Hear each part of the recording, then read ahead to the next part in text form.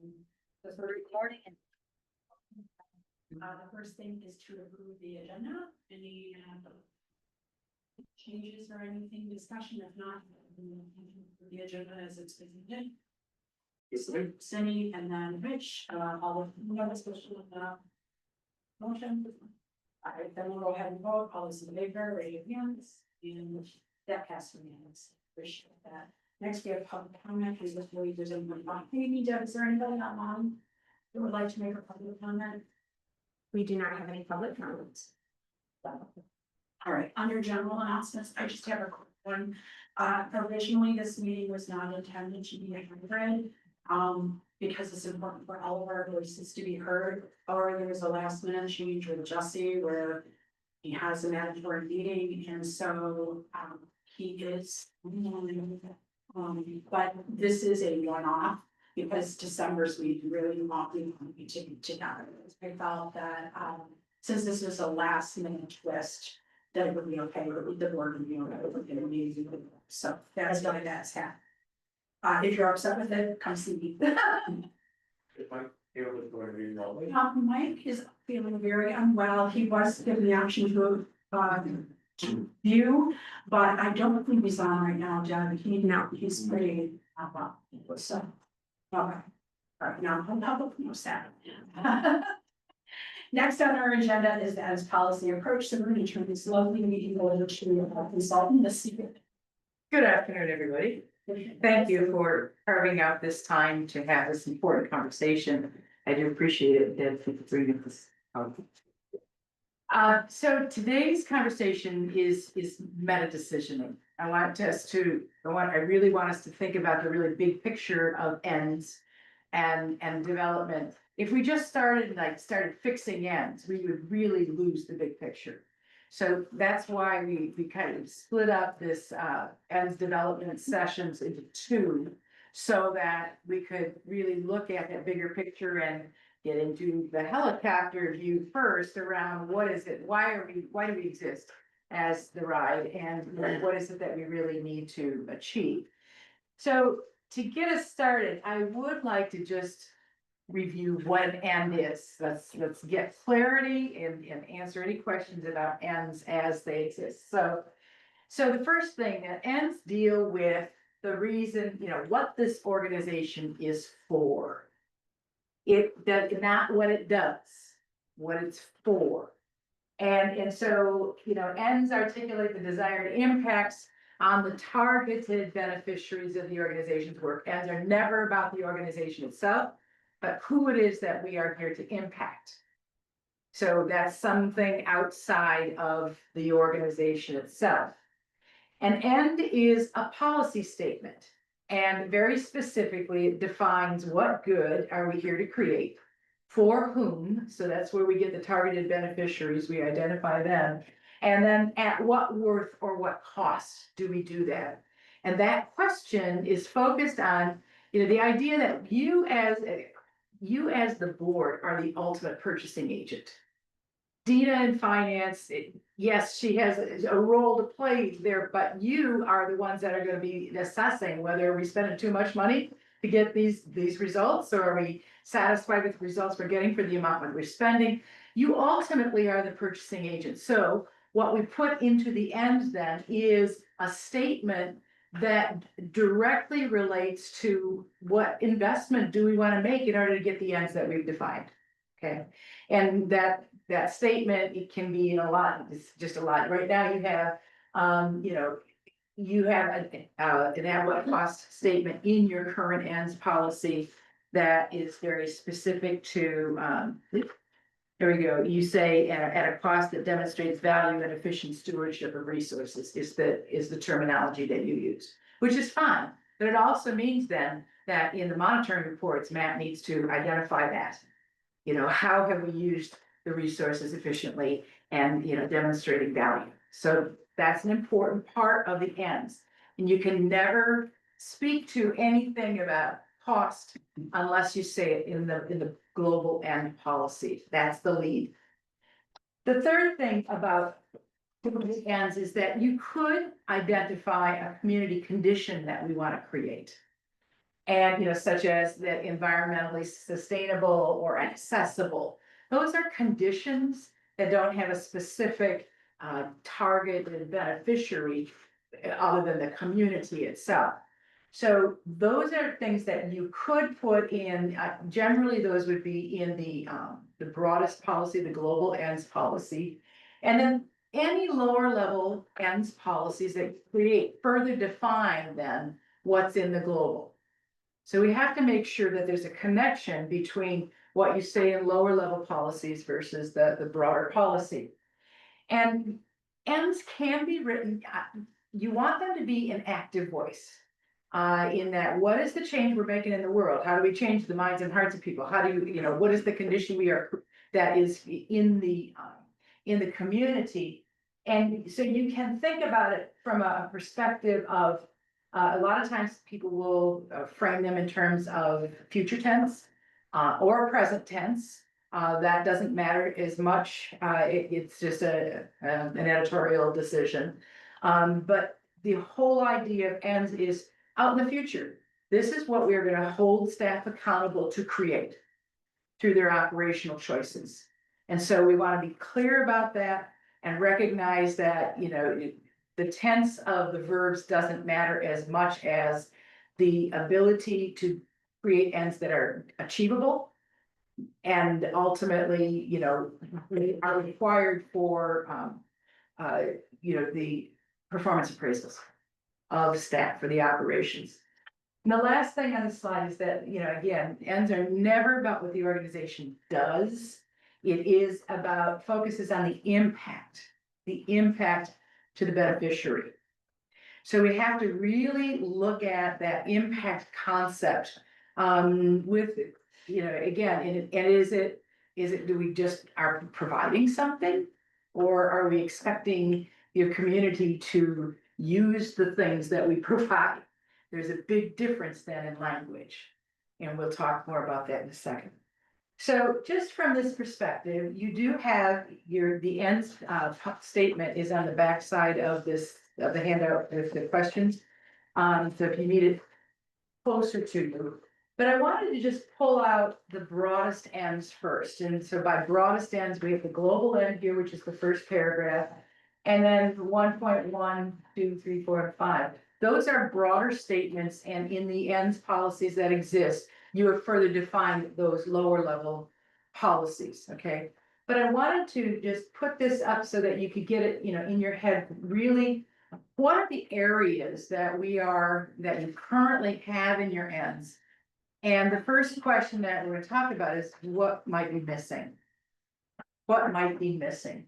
So I should take a really good look at what's here in terms of, first of all, the global space. Are we really defining what this organization is for? And secondly, are we identifying the good that we are here to create because we exist? So I want to just get that in your head before we have a conversation. Are there any questions about the function of ends or the structure of ends that we should address before we get into the detail of the questions that I provided to you? I just want to make sure that I'm pretty clear, is that other ways that we might say this is our ends are not means. Correct. And ends are not goals. Ends are impacts. It is the result of the work. So you're defining, it's like, Stephen Covey said, begin with the end in mind. So the ends are truly the result that we expect, our desired result. And every decision then internally in operations and or the governance focuses on delivering that result. So we always speak it in terms of results, not activities. Can I just get a clarification question? Is it or, and maybe it's just semantics, because I'm not really sure I understand the difference between results and goals. Because they seem to be the same to me. Okay. So no, they're not. So goals can be about the organization itself. Goals can be about, we're gonna have, zero emission buses by 20, that's a goal. That's an internal goal. It's not an end. what is the end, what is the result that we expect because of that? Because we're going, we want zero emissions. So we gotta think about that overall space in terms of results. So for instance, in your current ends, you have that, people will have access to bus service. And, is that the result that you want, that they just have access, or do you want them to do something because they have access? There's a big difference there. Ultimately, though, goals, impacts are an end result. That are about the impact to the beneficiaries, and ends also include the three elements of an end. So what good for whom at what cost or priority or what worth to the organization? Those three questions are all intended to define the final result of all of the activity that goes into it. Does that help you, Rich? No, but I think that's just something I have to wrap my head around. I don't think it's like something that I've used a lot from me, but I just. You put goals in a strategic plan. The strategic plan is built to deliver the ends. The end results. And everything that goes inside a strategic plan would, the goals and objectives that are inside that contribute to getting us to the result that's defined in your ends. Sure. Okay. So while it seems like there's not a big difference between impacts and outcomes. That's the closest language, impacts and outcomes, but outcomes also don't talk about at what worth. And ends do. So it's an added filter in an end policy to make sure you are speaking at what worth or what investment we're going to, would be in this space. Okay, any other questions about ends? What were the three questions again? What good are we here to create? For whom? So who are the targeted beneficiaries? And at what worth will we do that? Or what kind of investment are we willing to make in order to get that? Thank you. You're welcome. Any other questions about ends? I will also suggest to you that John Carter really expected that boards would spend the majority of their time working on ends. Even on your month to month meetings. It's not like they get set and then that's all we do. The intent in Carter's mind was that the board would dig in and underneath the ends and figure out what's going on in society that we need to explore, strategically explore, in order to keep our ends relevant to current society. And so that was, in his mind, there would be, the board would have an annual plan of work for itself on what do we wish to strategically explore. And over time, you would explore, pieces of that in your board meetings or through your board meetings, and ultimately decide what is it that we need to, do we need to adapt our ends or amend our ends in any way, given what we've just learned from our strategic exploration. So it was always intended that ends exploration would be an ongoing piece of board work that included ownership linkage. That included going out and understanding from the ownership's perspective, what, how do they value things that are beginning to show up? So for instance, this is just an example. You have, while you live in a university community and AI is here, you also have a lot of people that are not necessarily technology literate. And, so if you were to go out into, and think about, let's just suggest that, you were thinking about maybe assuring that,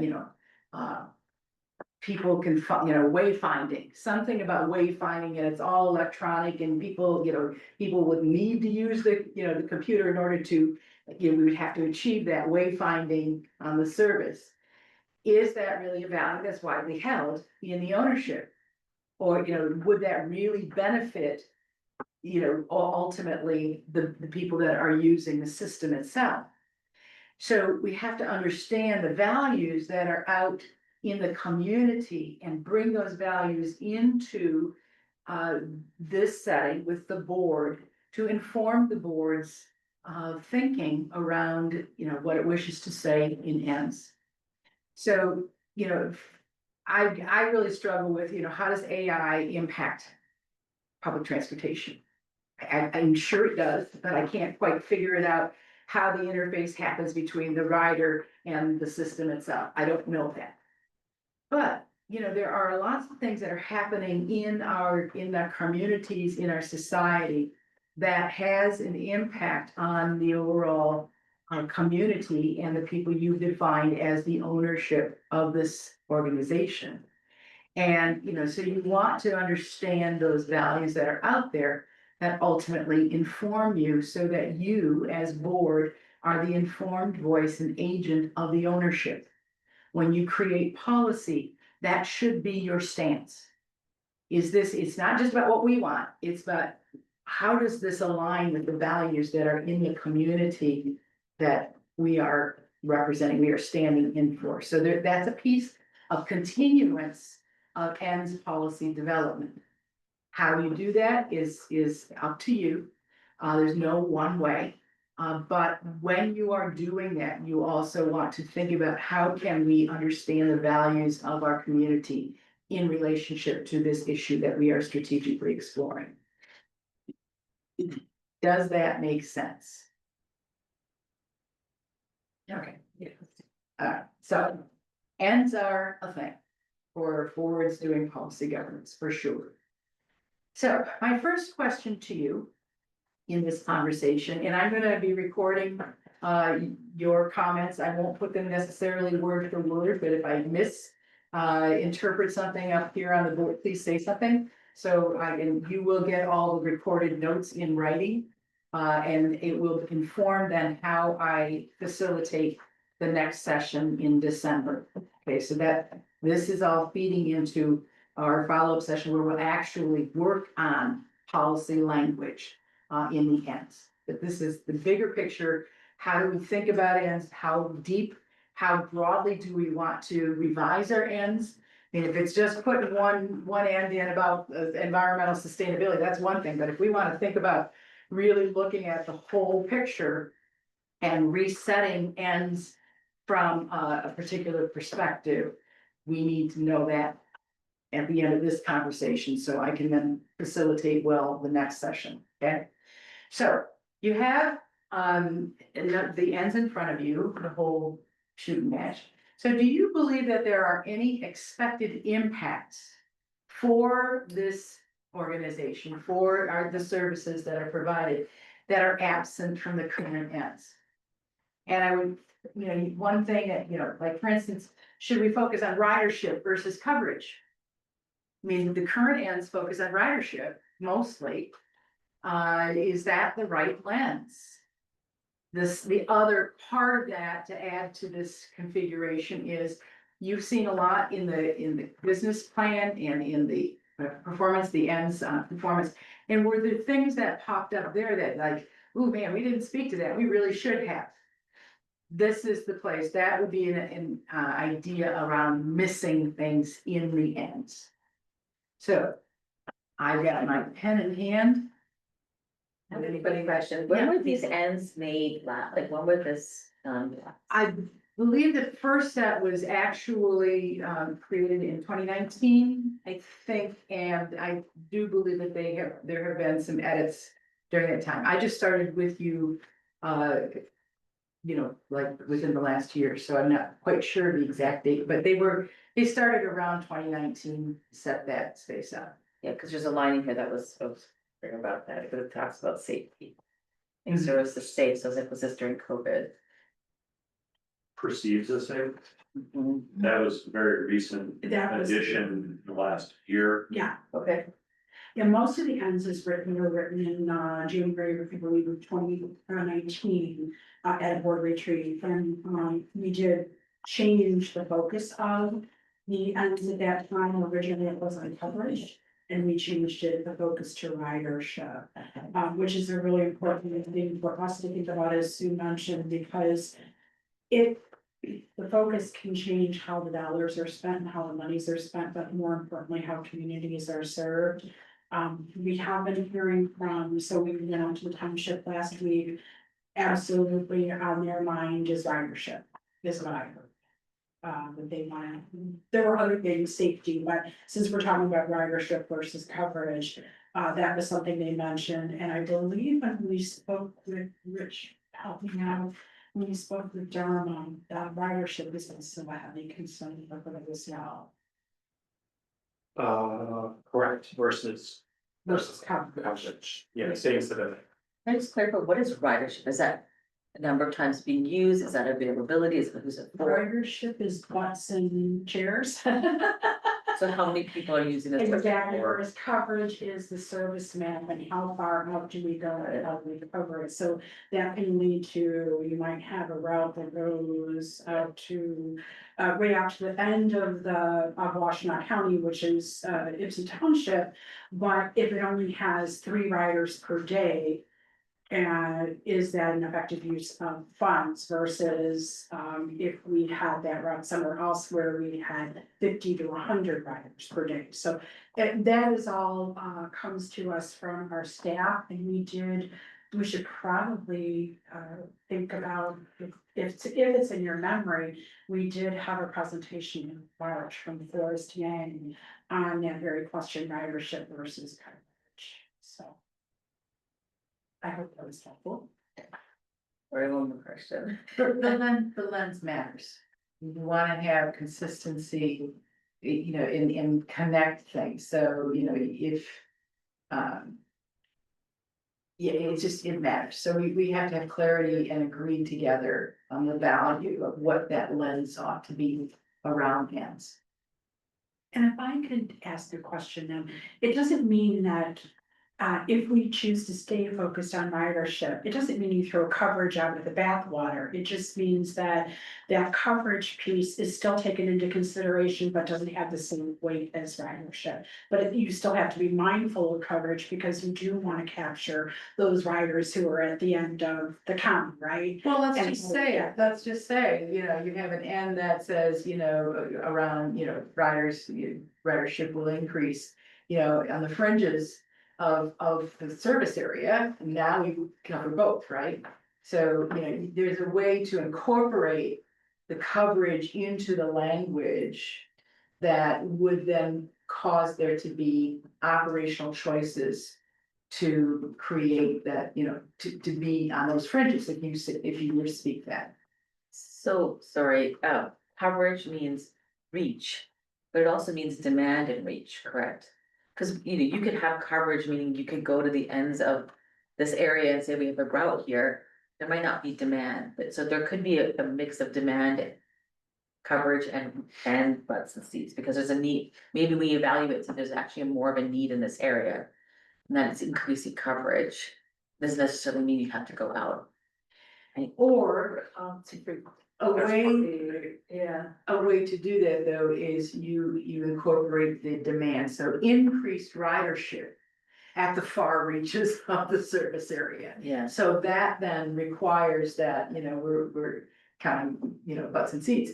But also that, we have a concern about then, marketing and the communication out to those areas. That would bring people to ride the bus rather than drive their car in.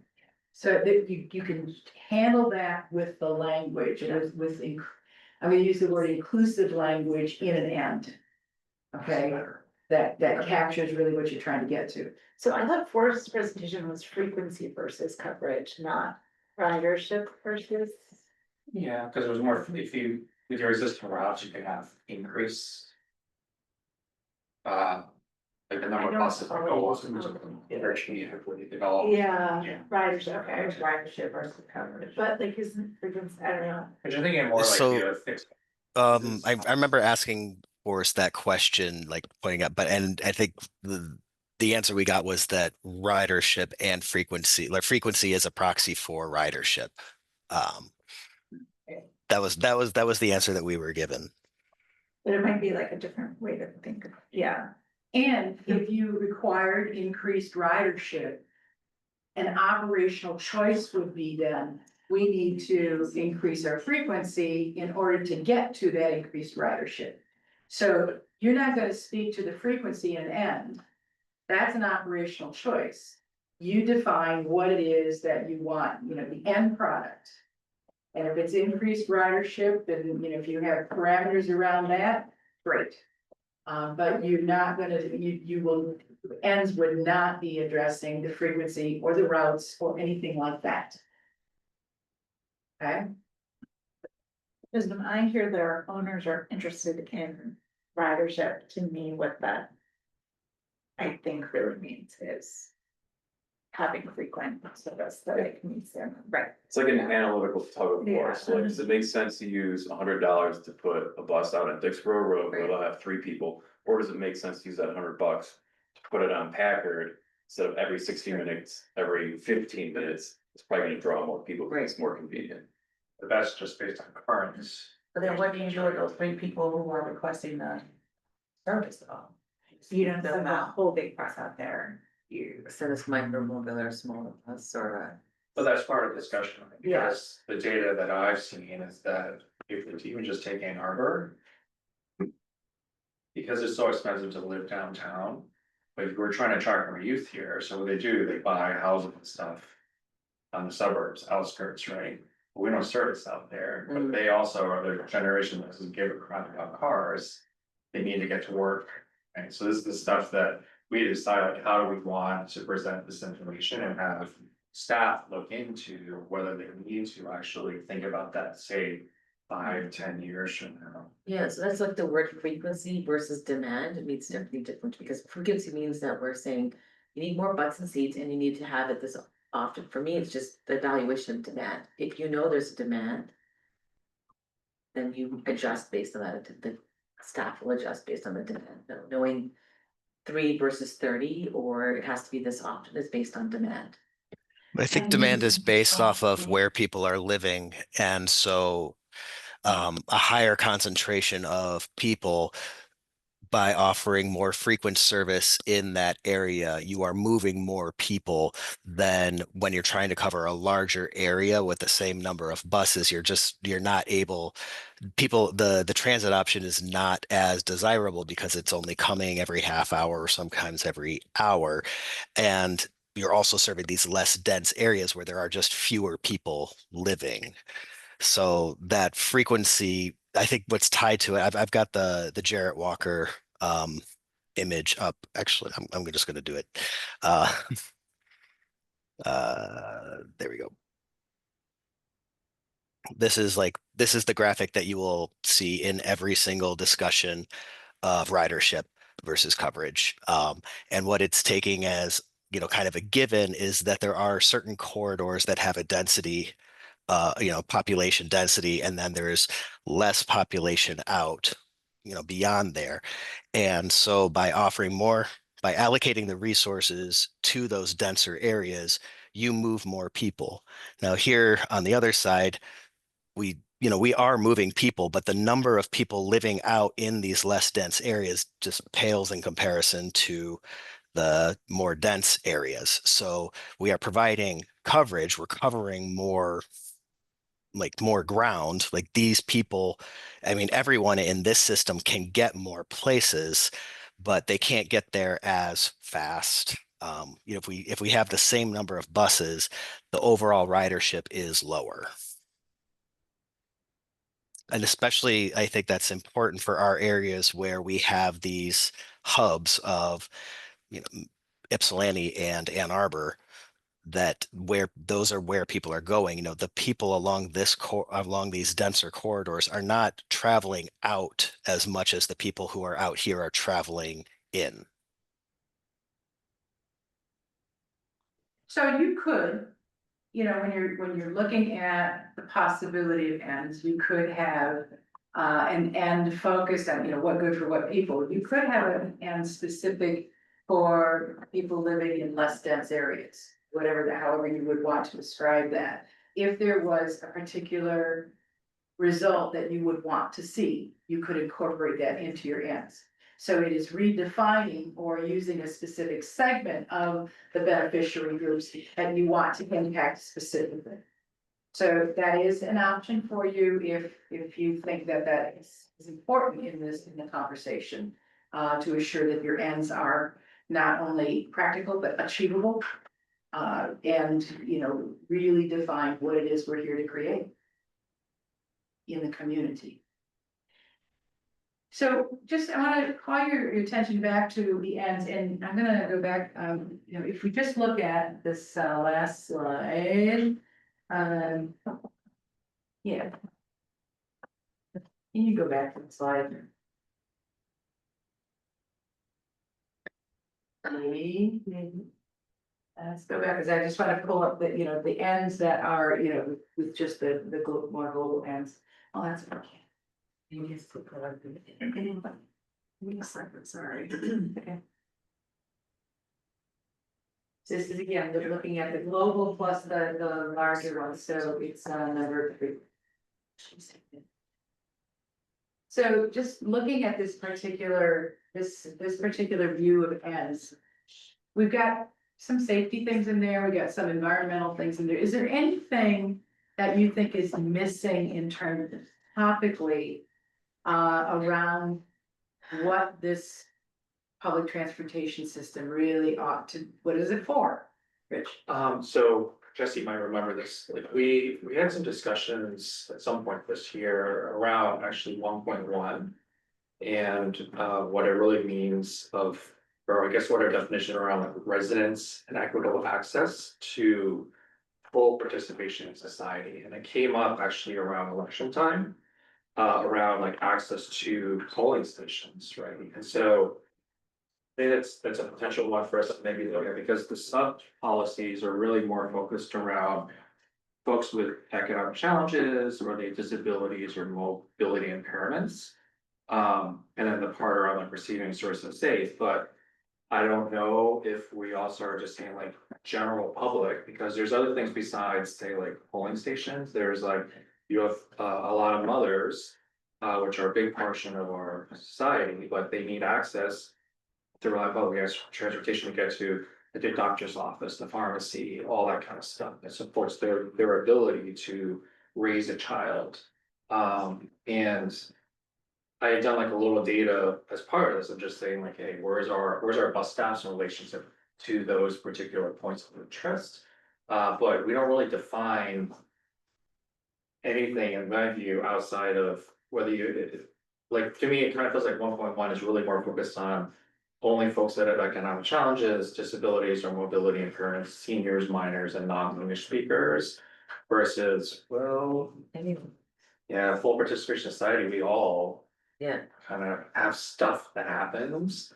And maybe we just need to modify this, or at least define another sub bullet that.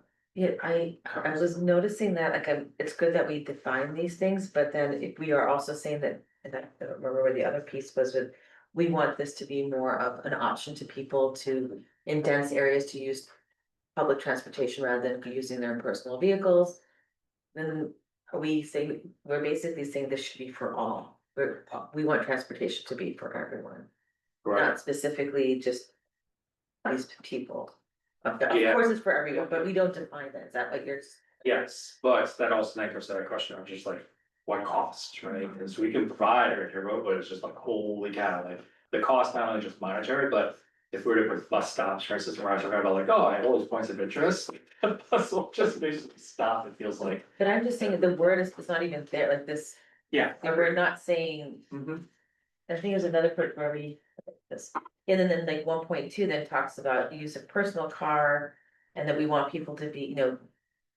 In dense areas, so just feels like we're just trying to say we're trying transportation to everyone.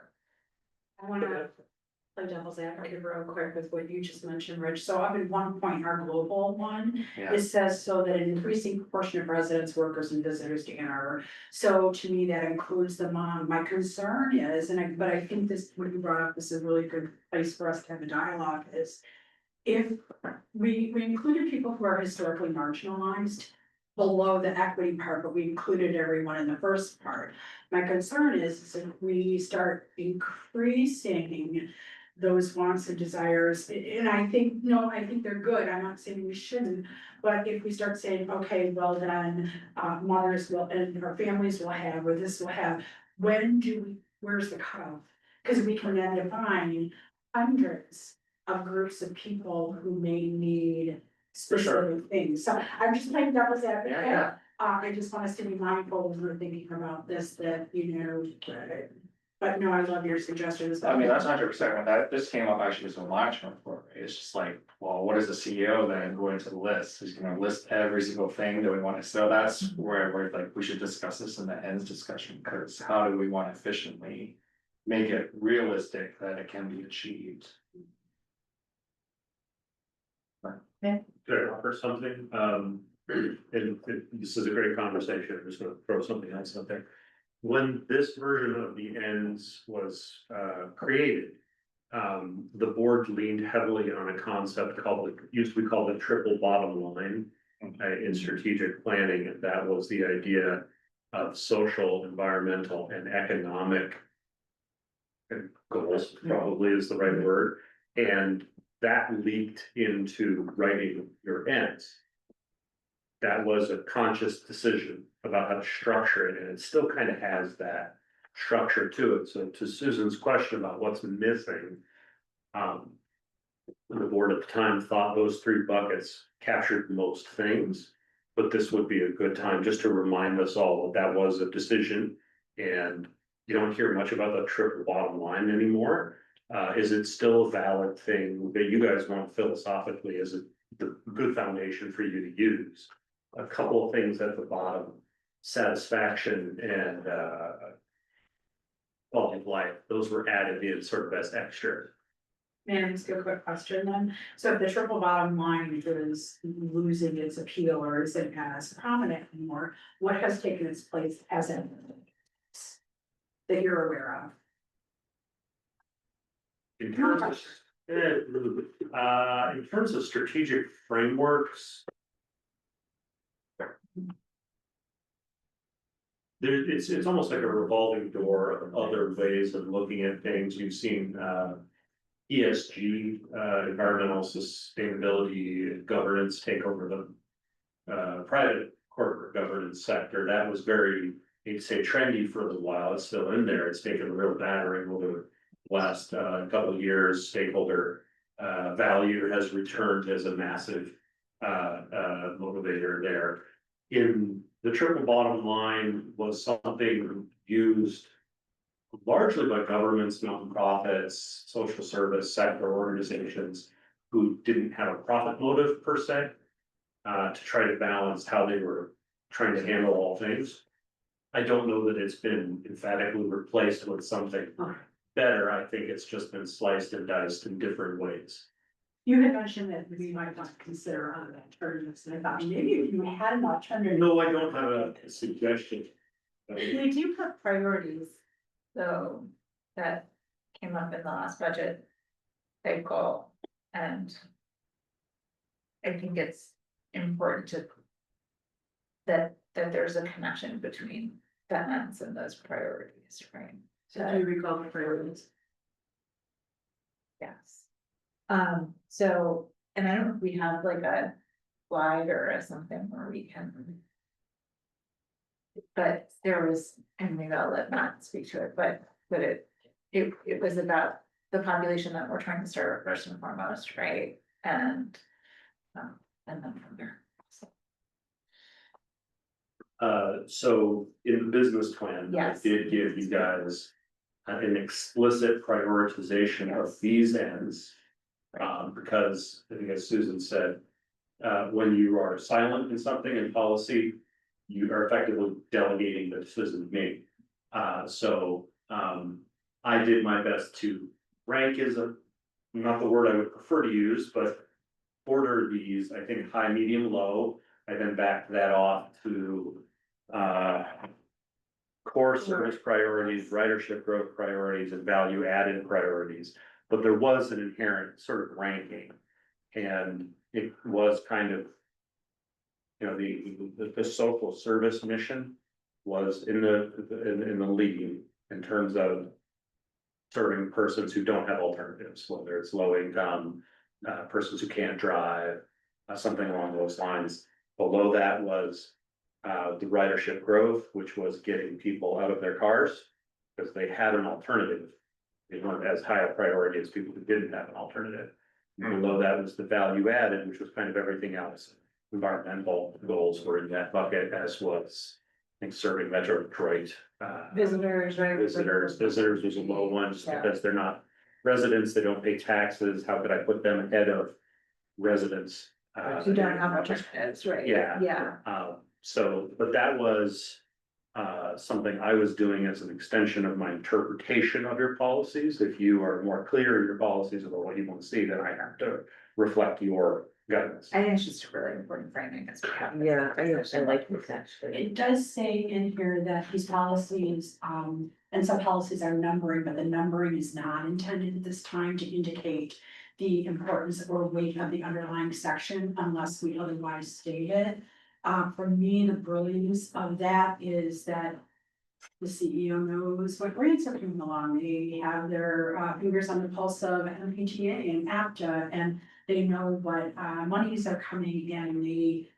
They have a complete understanding of what is happening operationally, like maybe this year, they're really short-staffed on facilities, so maybe putting a greater on facilities might be harder. I don't know what the answers might be, but to me, if we were to choose to define and prioritize, then I feel like I'm missing that piece. Like, how can I prioritize these ends in any meaningful way without, first of all, maybe missing something because I'm not the expert, but also then tying the CEO's hand when we may be saying, go left. We prioritize these ends, and he may see all this stuff in the middle and say, no, we really have to go right, but I have to go left because the board told me to. So that's why I think not having them completely prioritized is to a benefit to the agency and to the people that we serve, but that's just an opinion that I.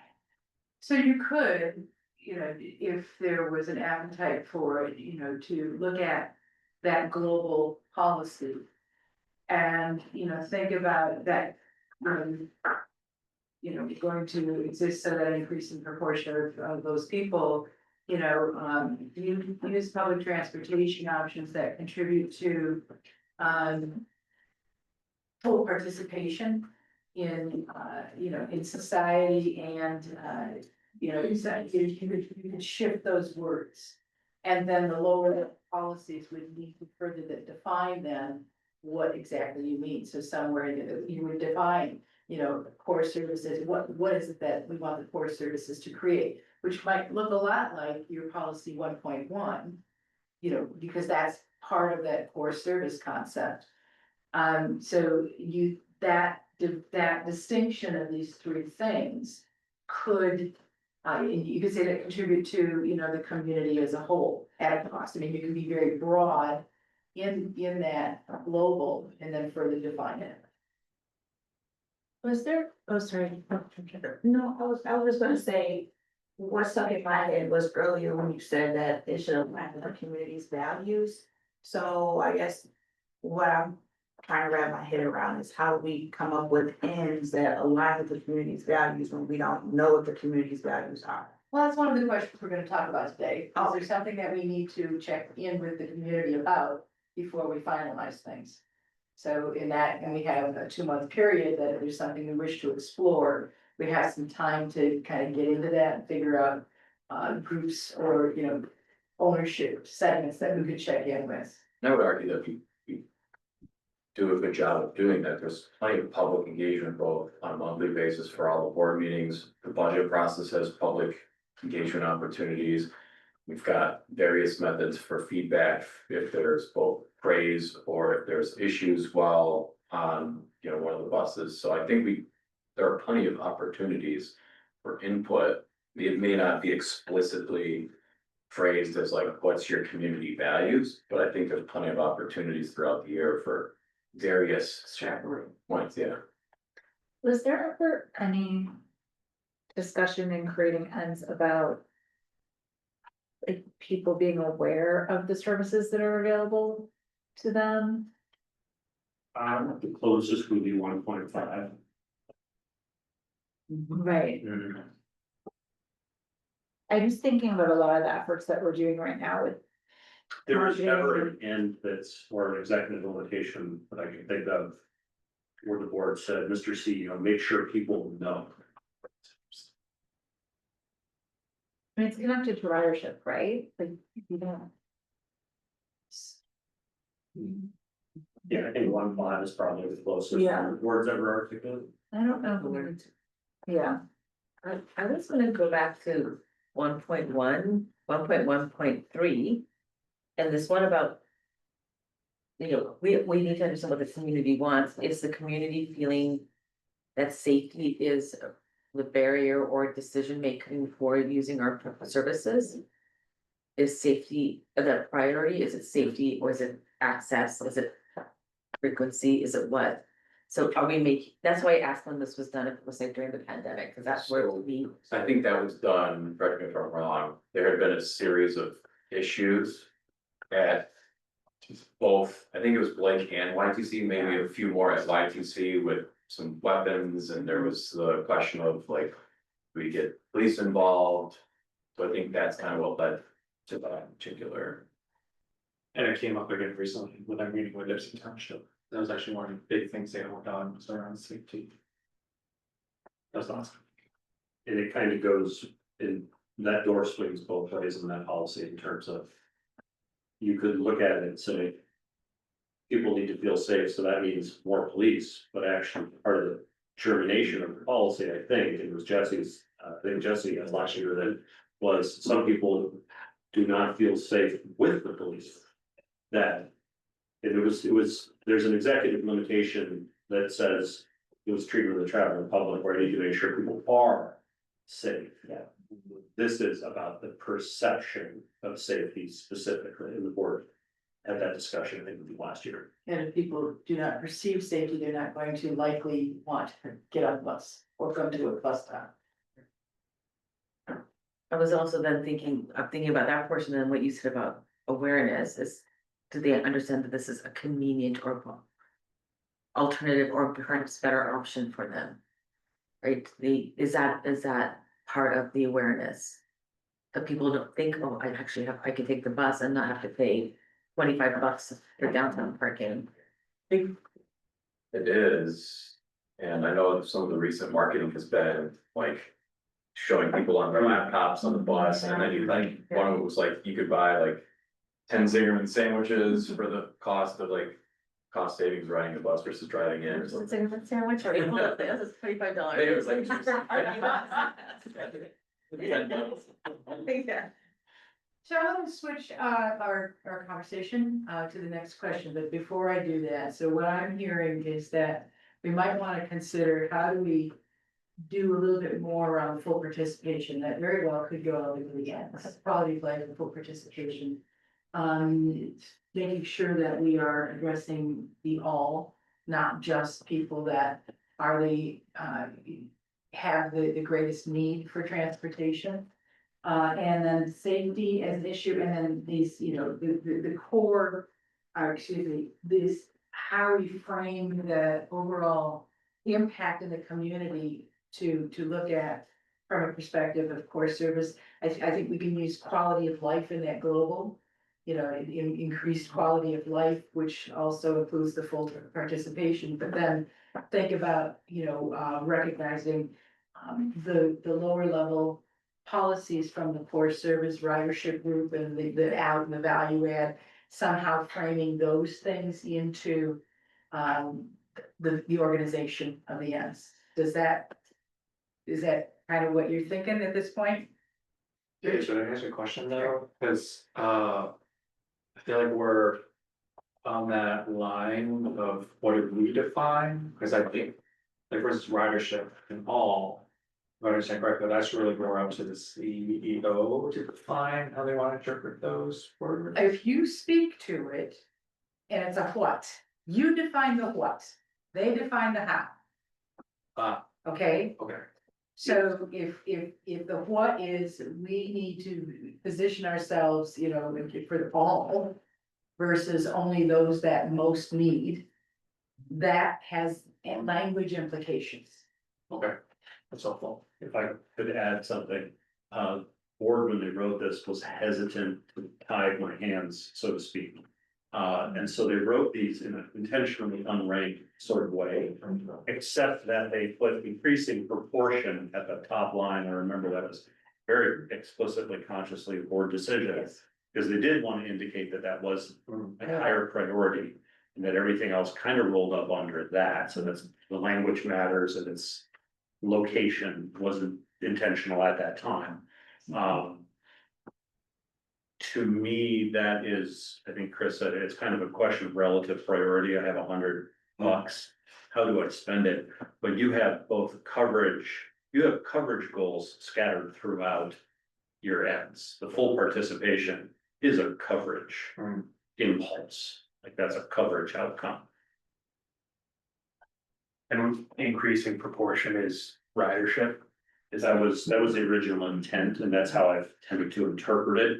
And yes, it did come down to frequency, but it also, as an alignment tool, the advertising that you see out there is very consciously and intentionally a ridership generation tool. We are trying to sell a product, which is very different than our marketing material of the past, which was more just like, hey, current rider, here's what's changing, we got a detour. Now these ads are very targeted at getting new people on the bus or getting people to ride more frequently. So your ends matter. They end up going through everything we do. Okay, we're going to the second question. Environmental sustainability, Jesse's still with us, we think. He's in his meeting now, okay. So the service committee has been dealing with environmental sustainability like for the whole year. And so what the issue with this is that when you put environmental sustainability is currently located in the executive limitation. And when we put things in the executive limitations, basically the focus of that is unilateral decision-making of the CEO. It limits the unilateral decision-making. I believe that environmental sustainability is the result that you're looking for. It's a result. And as a result of that, I believe that environmental sustainability belongs in the ends because it's a result that you wish to have. It also, though, the nature of it does allow for, there are pieces of it that could be dispersed in. One of the meetings I was attending, Susan Polly said, was talking about there needs to be a value internally, people value environmental sustainability. And that's totally, the staff does, which is totally not part of environmental sustainability ends. And you got some things in the current environmental sustainability policy that focuses on, choices in terms of, the electronic, how we dispose of things, how we, the building materials, I mean, all that kind of stuff is all part of economic sustainability, or excuse me, environmental sustainability. But I think because the environmental sustainability is, you really want to model that in the community and live it in the community and contribute to a reduction of fumes and everything else in the community, that is a result. So the question around environmental sustainability, as I see it, is we can focus on putting environmental sustainability in the ends. But then you also may need additional policies spread out throughout the executive limitations. In our session in December, do we want to do the whole shooting match? Or do we wanna just think about, let's just get the environmental sustainability and down? Cause that, like I said, the service committee's been talking about that for an entire year. So how do you wanna think about handling environmental sustainability? Kathy? Having gone through this for the last few years. I really feel like we maybe missed something by not having it in the ends, because it is so important to our communities. But also, I believe that Susan rightly pointed out, our current end sustainability policy is too. Really has some things in there that you rightly pointed out, Susan, that may be better housed under asset protection or other areas, so that it's there, but it's not housed under its own single policy, but is rather dispersed evenly throughout the other policies to more adequately reflect how the policy is written.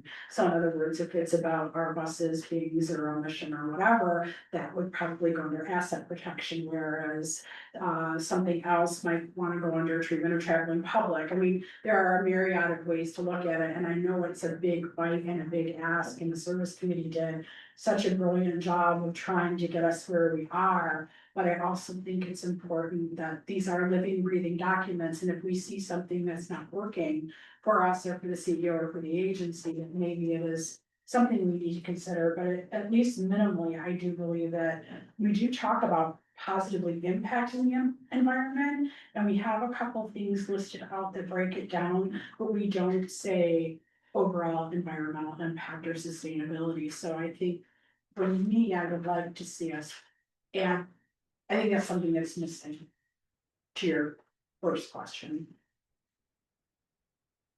But I would love to know if that's how other people see things. Yeah, and just to add on, so a lot of the pieces of environmental sustainability under asset protection, it's about your reputation in the community. You know, and so it would probably, those kinds of comments might be low policies to the policy around that it's not okay to impact or to damage the reputation and credibility of the organization. So that's where I think some of that would go. And then going back to Susan's concern about, you know, making sure that there's an internal value around economic or environmental sustainability, maybe that is somehow in treatment of staff, I don't know. It really depends on where you take it, but I do believe that elements of that, it's something that it filters through the whole of the organization. It's not just about something we accomplish. You know, in the air or whatever, it's more than that, based on the conversations I've heard you have.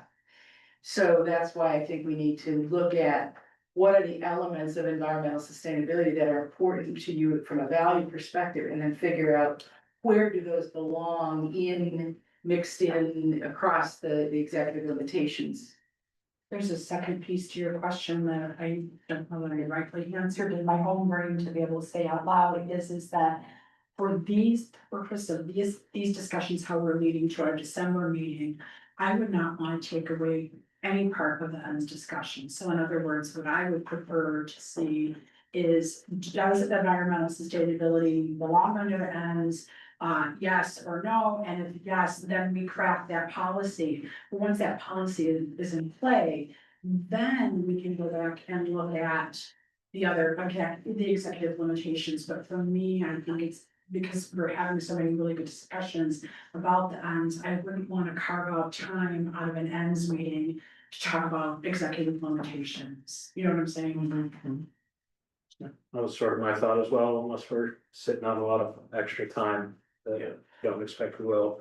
But yeah, I definitely think it deserves conversation in the end, and many of us have, you know, talked about it being there in some form. I think having the conversation around the ends probably will identify some things around executive limitations for us too, that the service committee or whoever picks up that will be able to utilize.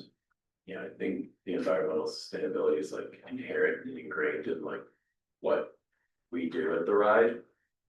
The unfortunate reality, I think, is the next 3 years is gonna be pretty tough sledding, and that this is like not in the must-have bracket, but in more of a nice to have, and we have other goals as a board, you know, we shouldn't get bogged down in this, just because I think traction's gonna be pretty difficult. However, you live in a community where the environmental footprint is a really important concept. And so you want to align with the values, you know, you're speaking of the reality of the conditions that we have to operate within. So maybe you don't dilute the value statement, but the means that we use in this uneasy time is what gets modified to do. And then you have the opportunity to say, is this a reasonable interpretation given this current environment? Yes or no?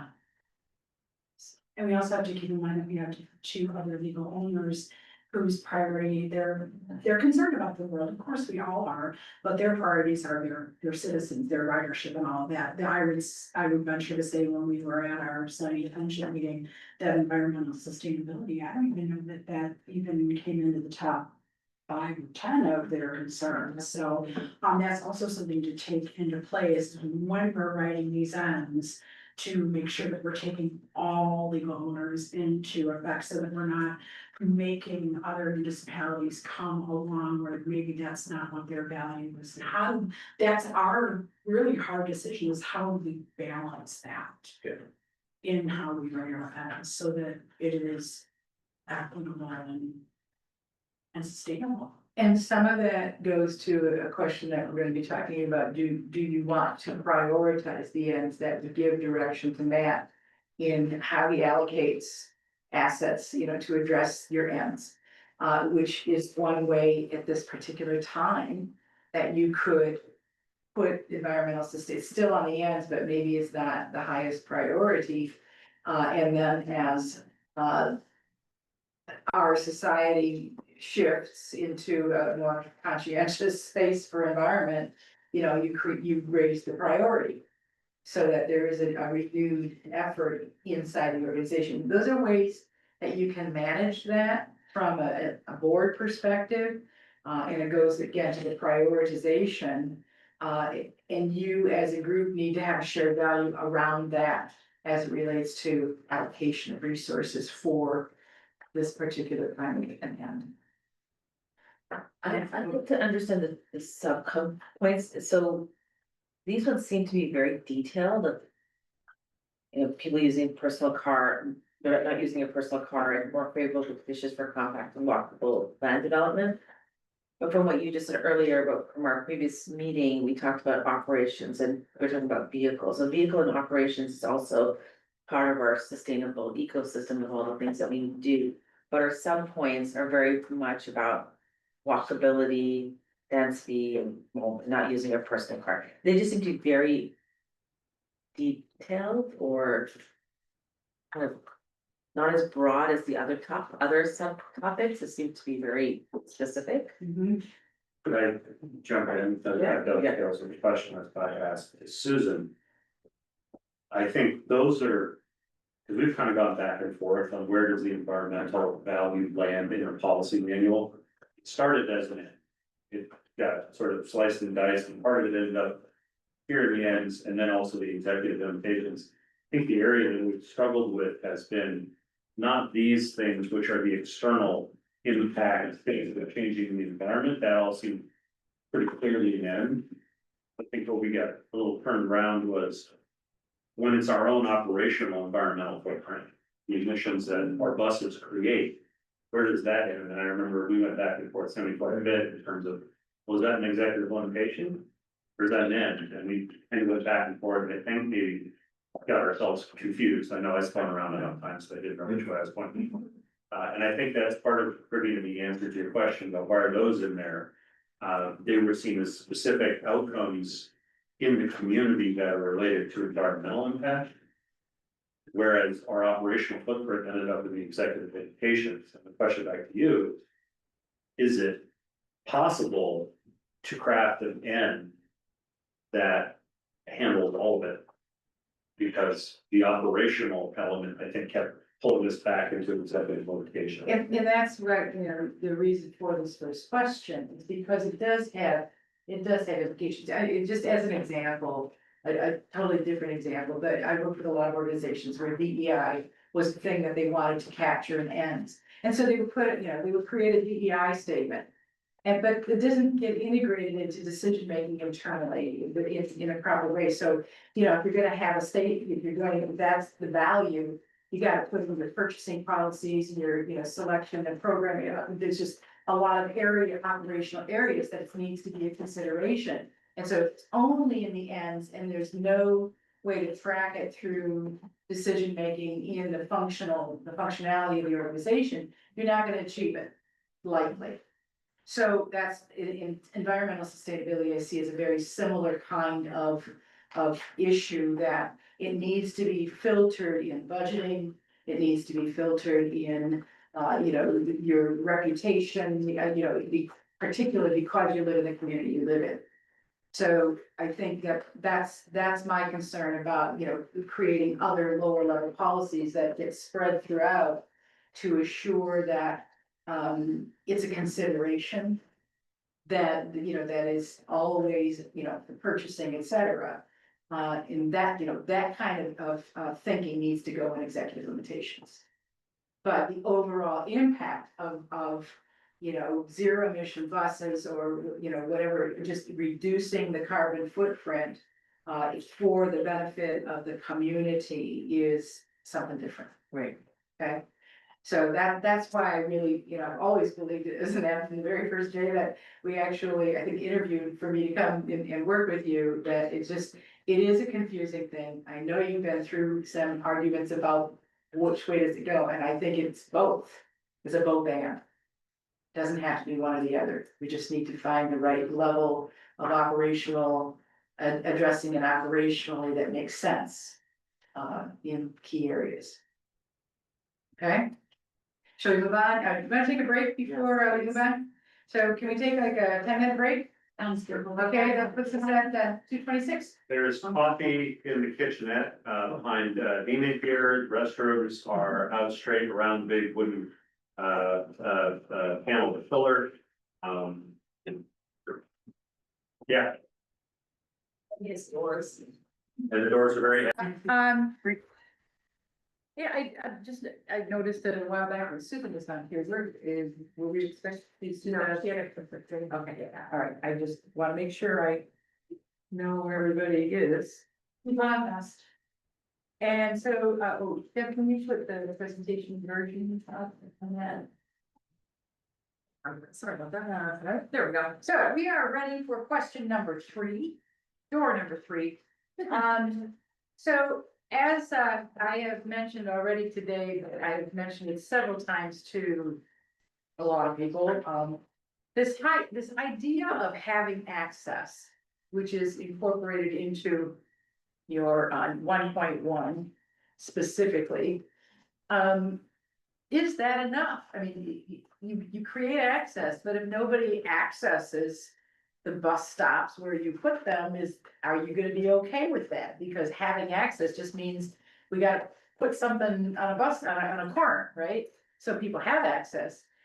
But, so I really question, you know, that you wanna think about, you know, if the ride, let's just say the ride maximizes accessible bus stops all over the area, but ridership doesn't increase, is that enough for you? Having access is a kind of a passive thing. So, okay, I was interrupted. okay, no, you're fine. I was gonna say there's two different things that you have in there. Access to me is different than accessibility, so accessibility for like disability and all of that is one thing, whereas access means that. I think this is for all, and we chose the access on purpose because we can't make someone get to a bus stop, right? And so that word, what it does is what it triggers for staff, or now you can correct me if I'm wrong, but in the years that I've been listening to Forrest and everything, where they use this end is that when you're looking at their fixed routes and they're looking at ridership and they're looking at is this still a viable route? They're also looking at, does this route need to be tweaked? So in other words, let's say it goes down Washington and turns right on some street. And, but now we notice that ridership is dipped, but they see a lot of people coming in from another area. They may do a tiny little reroute to capture and so that people can have access. And so, but I know that to me, accessibility is different Okay. than access. This is, yeah. Am I on the right page with that, Matt? There's a couple of different things, and it may be clarifying your intentions is useful. In one hand, access can mean accessibility in a like ADA sort of sense. Where this came from was the board discussing at the time the distinction between mobility versus access. So cars are really good at providing personal mobility. You can cover large differences.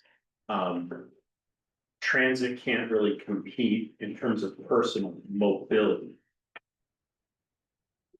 What we try to do is provide people access to opportunity. And that phrase, access to opportunity, became our kind of default mission statement.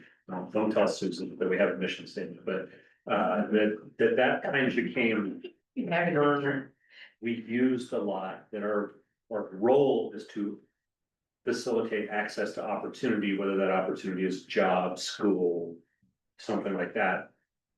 But to your point, we can't force people to use the bus.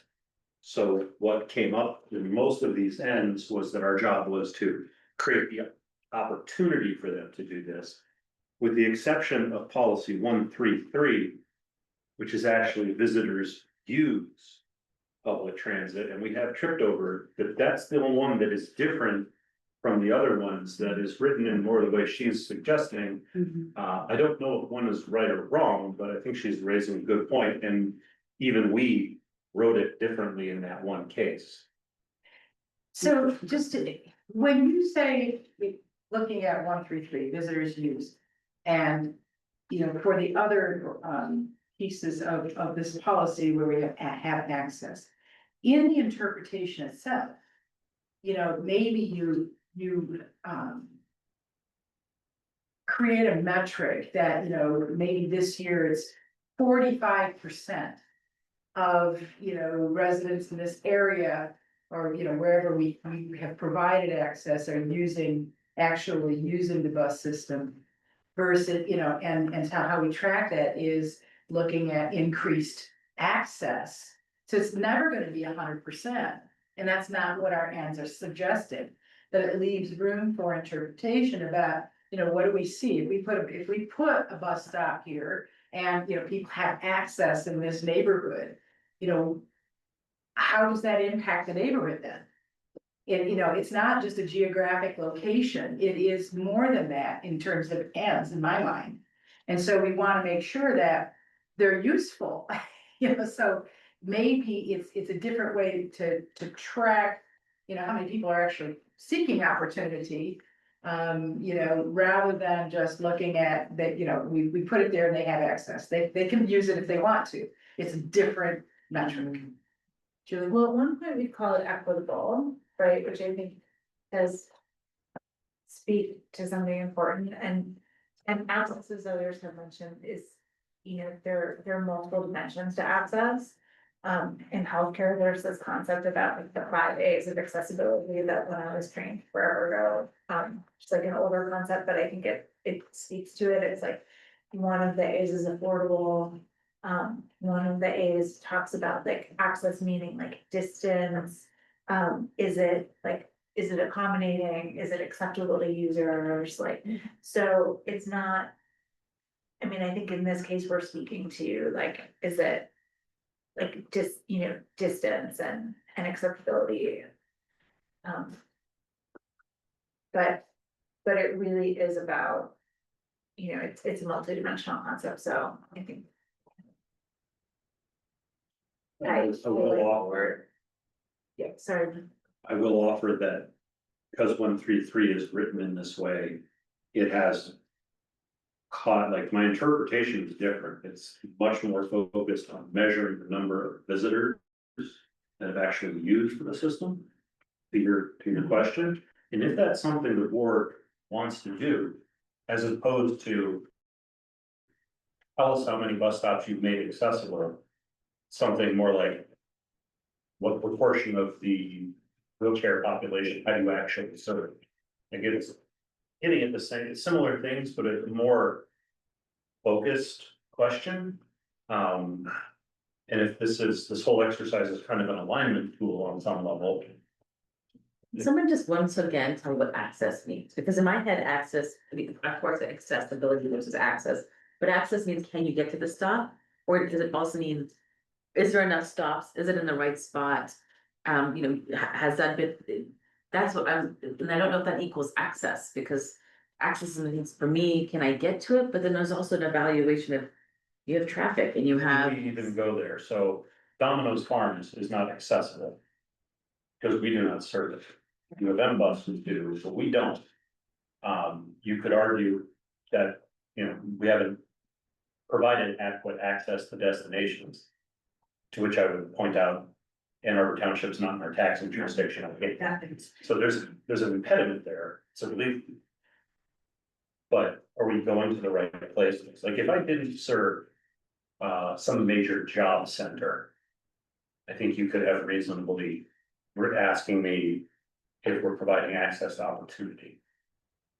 If I didn't serve, and you have certain schools, we had a public commenter a while ago who suggested, it was Clark on the LIC, suggested to you that my interpretation was incomplete because I didn't serve after school programs at local high schools. There are opportunities there, we're not necessarily serving them perfectly. My response is, well, student transportation is kind of a school board matter. We can't be all things to all people, so we gotta sort of choose something. But the question of what opportunities are we serving gets right back into coverage. So access can mean several different things, I guess. The other piece about having access really goes more to what it is we do as an organization, rather than what impact we're having on people in the community. And that's, it's a passive statement. People have access.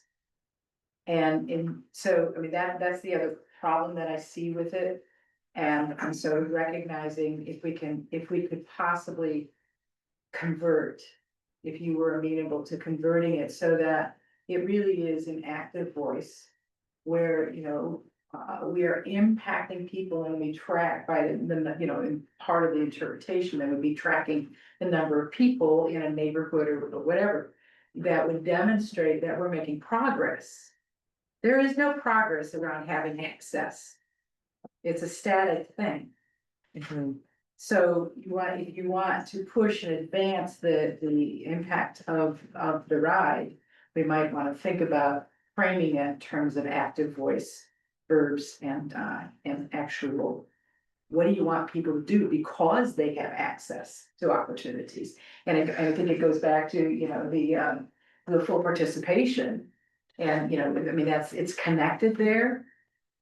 So, Yeah, I guess in my head, the word keeps coming is optimized, right? Optimized stops, optimized ridership. Like, are we optimizing the opportunity of access? see, but when we are optimizing, it's about what we do, not the impact. That's the challenge. I think the word accessible bus stops really throws me off. Sorry, No, but that's okay. I think there's something else I can offer. When the board wrote these before, I now remember we had discussions about frankly the limits of what data we have. I don't know why any particular individual is riding the bus. So if you said, Matt, tell me how many workers you had, I would have to guess. We have surveys. I can tell you what we do. I can tell you what proportion of job sites we serve. I can extrapolate the number of jobs. But I don't know why people are traveling other than a survey we do every 2 years. So it's hard for me to answer those questions about the impact But I can more easily answer the question about what we did, which is an activity, and I do think maybe we're getting close to outgrowing that. But I still don't have an answer for how would I prove to the board, even this visitor's question. I don't know if our riders are coming in from out of town or not. I don't ask them those questions. We don't have any technology that can tell you. We don't sell tickets in advance. You know, like people put cash in the cash box. I don't know where it came from. So there's sort of a point at which the data collection becomes cost prohibitive. Will the new technology potentially capture? We start bumping into privacy concerns, and if someone lives in the area, sometimes they're commuting, sometimes they're going for social reasons, sometimes they're shopping. I wouldn't know the difference. We don't ask them to tell us why they're traveling. So then are you saying, Matt, that all these sub points, since the data can't be collected because we don't have that information, are we setting you up to have an impact that you can't really measure? I'm saying that I think that limitation was in the board's mind when they wrote these things before. And they kind of,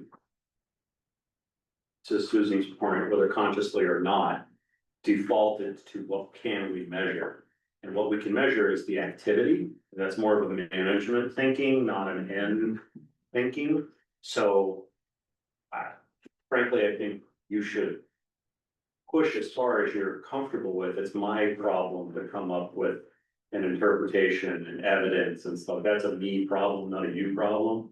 If she's pushing you to be more precise in what you expect this agency to produce, and it looks more like 133. Go ahead and do it. That's what you think as a board we need to do. I'll figure out the data side of it, but it might be a little bumpy as we work to get there, I guess. And I think that's what the board was thinking about before. John Carver said that a great measurement of the wrong thing is not helpful. You know, and so when you come up with an end that doesn't have an obvious metric attached with it, you know, you can evolve your measurements. But they gotta be focused on the right stuff, otherwise you get content. And complacent with measuring something that really doesn't matter. So what is it that really matters as it relates to access? And that's the question for the board to answer. Cause my question would be, or has been, if we're measuring data on visitors, if we're measuring data on use, if we're trying to measure data on labor mobility and all of those different things. What is the benefit of the outcome of knowing that particular data? Do we need to know all the subgroups of people who travel because we want to target them and increase their ridership? Or should we just concentrate on how much ridership we have? It doesn't matter where they come from. And to that point, we don't know. And someone says, think about technology, can that help? I just want to remind the group, there are many of our riders who don't have cell phones that are, you know, smartphones and things like that. And so one of the problems that we had during the pandemic is we had to get rid of our paper. TheRide has those booklets on board. We had to get rid of those during COVID because we didn't know at the time you could touch and everything. And it was one of the biggest complaints we heard from riders is that information was readily available to them. So we already know, at least 3 years ago, 2 years ago, that riders do have concern about how information is presented. So I just wanted to add that flavor to it. So what are you all thinking about this particular approach? We don't have to solve it today, but I'd like to get a sense of where you would like it to go, because that opens up a whole different than conversation in December. So I think are you asking us for number, I guess, point 3, public transportation positively impacts the economic prosperity of the area, questioning if this should be a third priority for us. No, I'm still looking on the Access. ones that talk about have access, Okay. which So is this- number 1.1. You have options, that 1.1 is all about having So if choices. 111 says persons with economic challenges have options. Should it look more like 133, persons with economic challenges use transit, Yeah. which is an outcome, which is just an activity, right? As you express your expectations to me, how precise can you get? And these sub points are refined from 1.1. Yes. So the evidence that's presented for those is in part trying to show that our transportation services enable full participation in society. I just think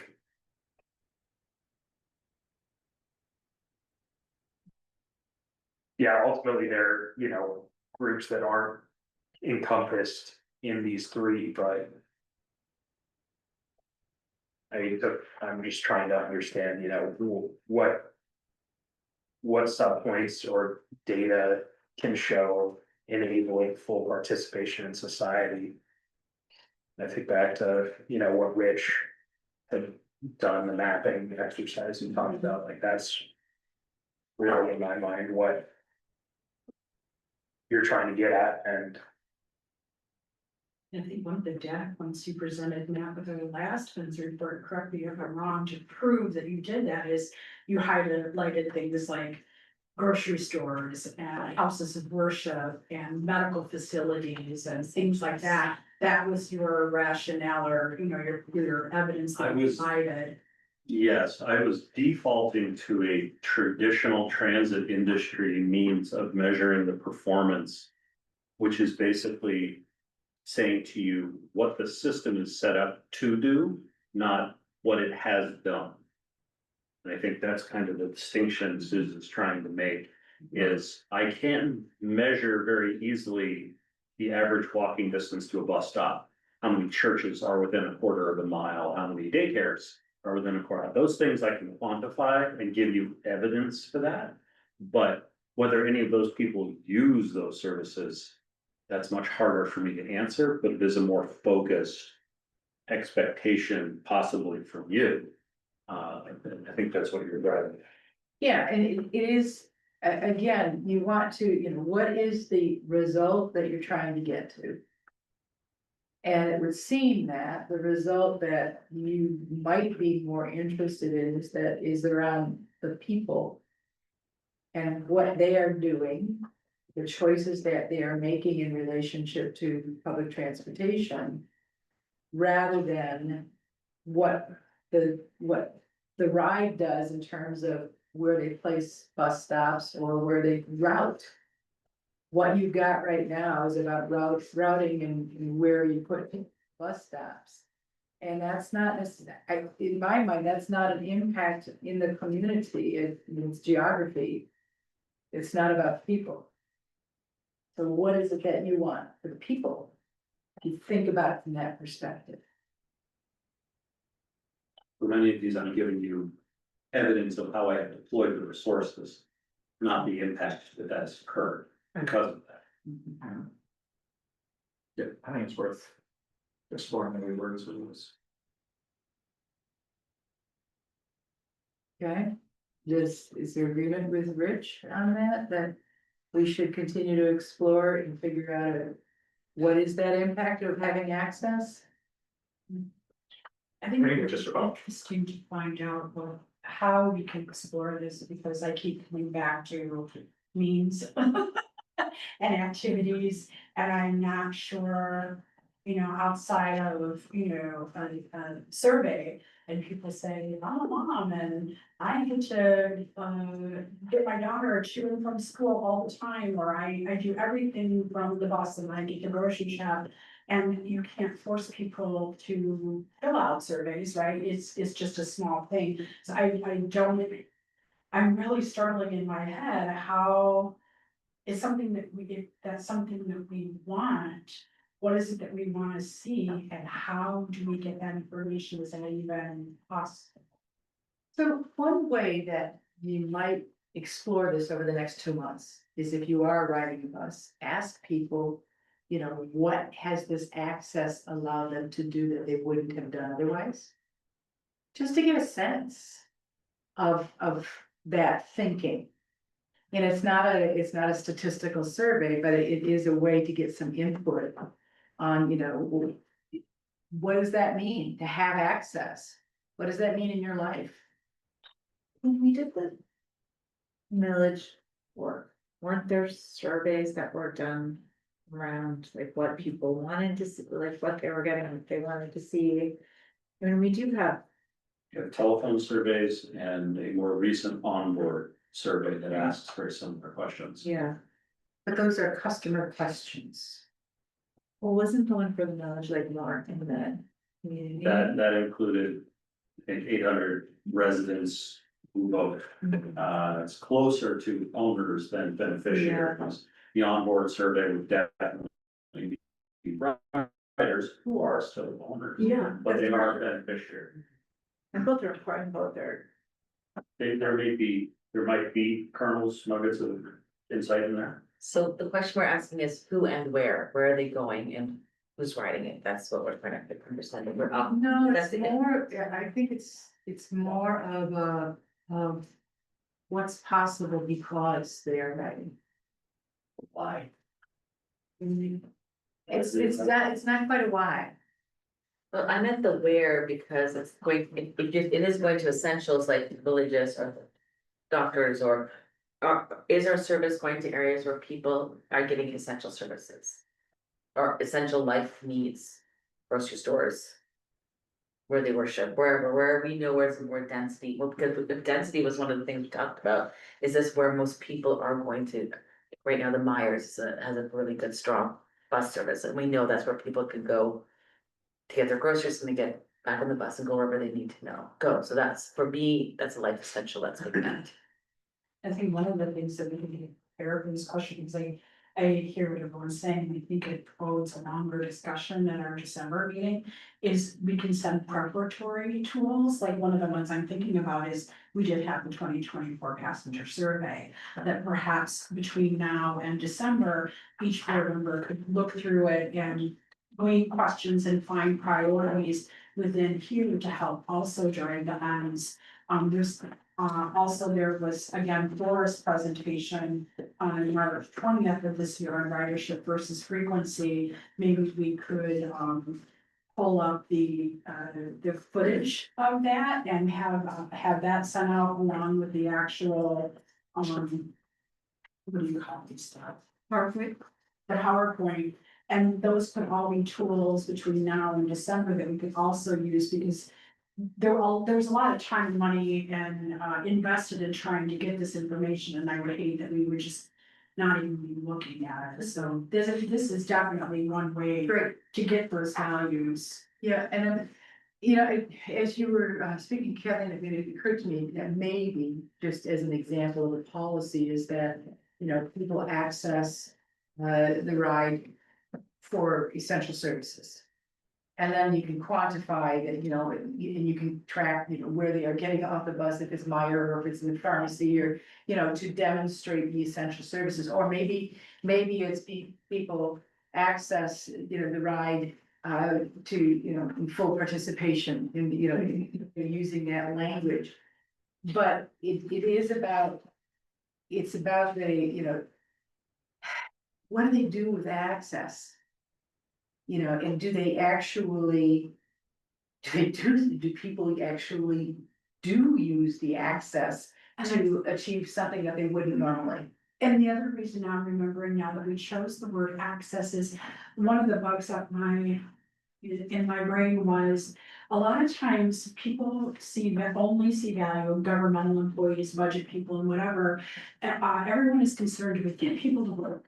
Do we get people to work? And that was the major focus of the ends before that.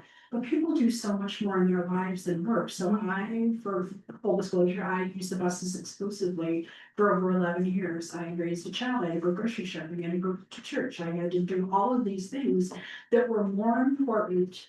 I work, but it was just as important or more important to have access to those things besides work. And I think that was another reason why we sort of stepped back from the use of the word work so liberally as they were used before, because our riders to have a really good, vibrant quality of life, it's not just about working, it's not just about, it's about in going to meet with your family or getting to the grocery store, getting to doctors and whatever, so.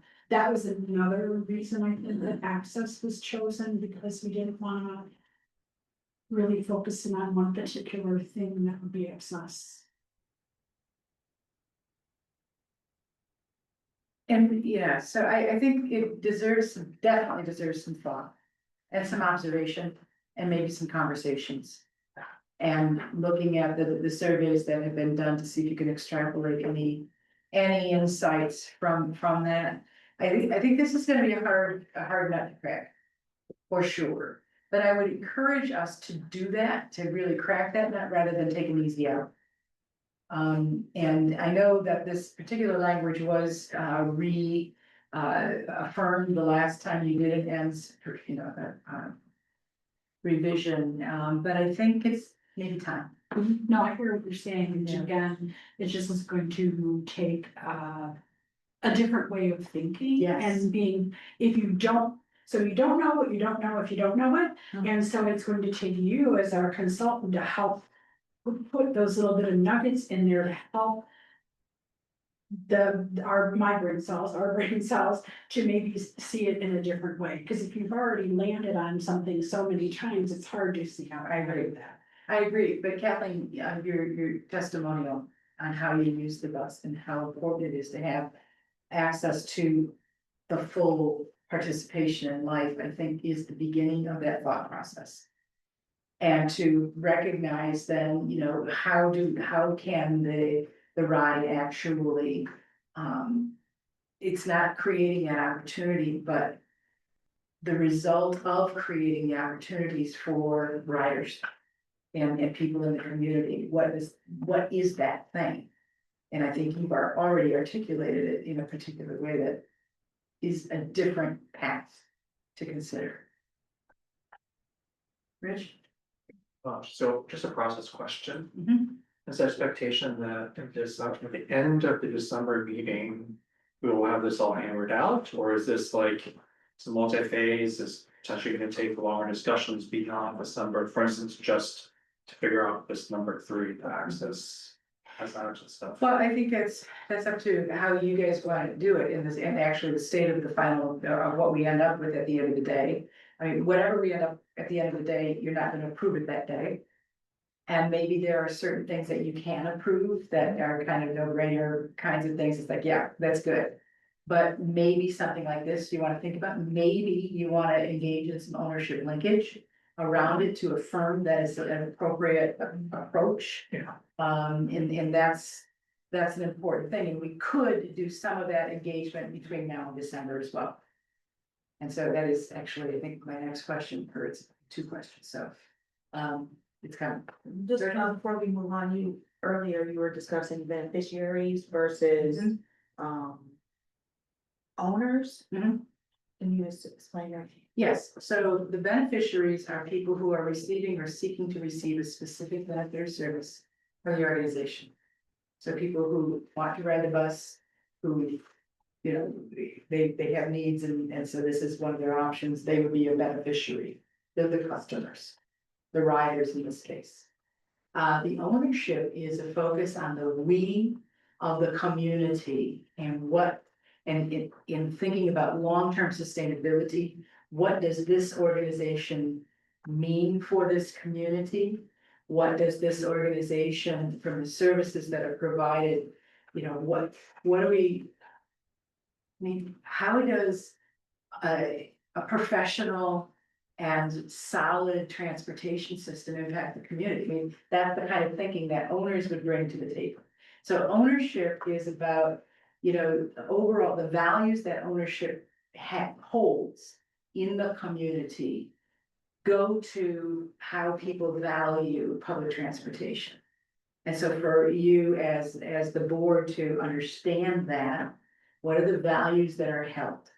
You know, you might have, I know that there are some communities, maybe not Ann Arbor in this, you know, in the townships, but there's some communities that think, you know, that the bus system is just for people who don't have cars. This is their way to get around. You have a very different perspective on that. you know, and I believe the perspective that you hold is connected with environmental sustainability, and we want people to reduce the carbon footprint. And so we want the bus system to help us do that.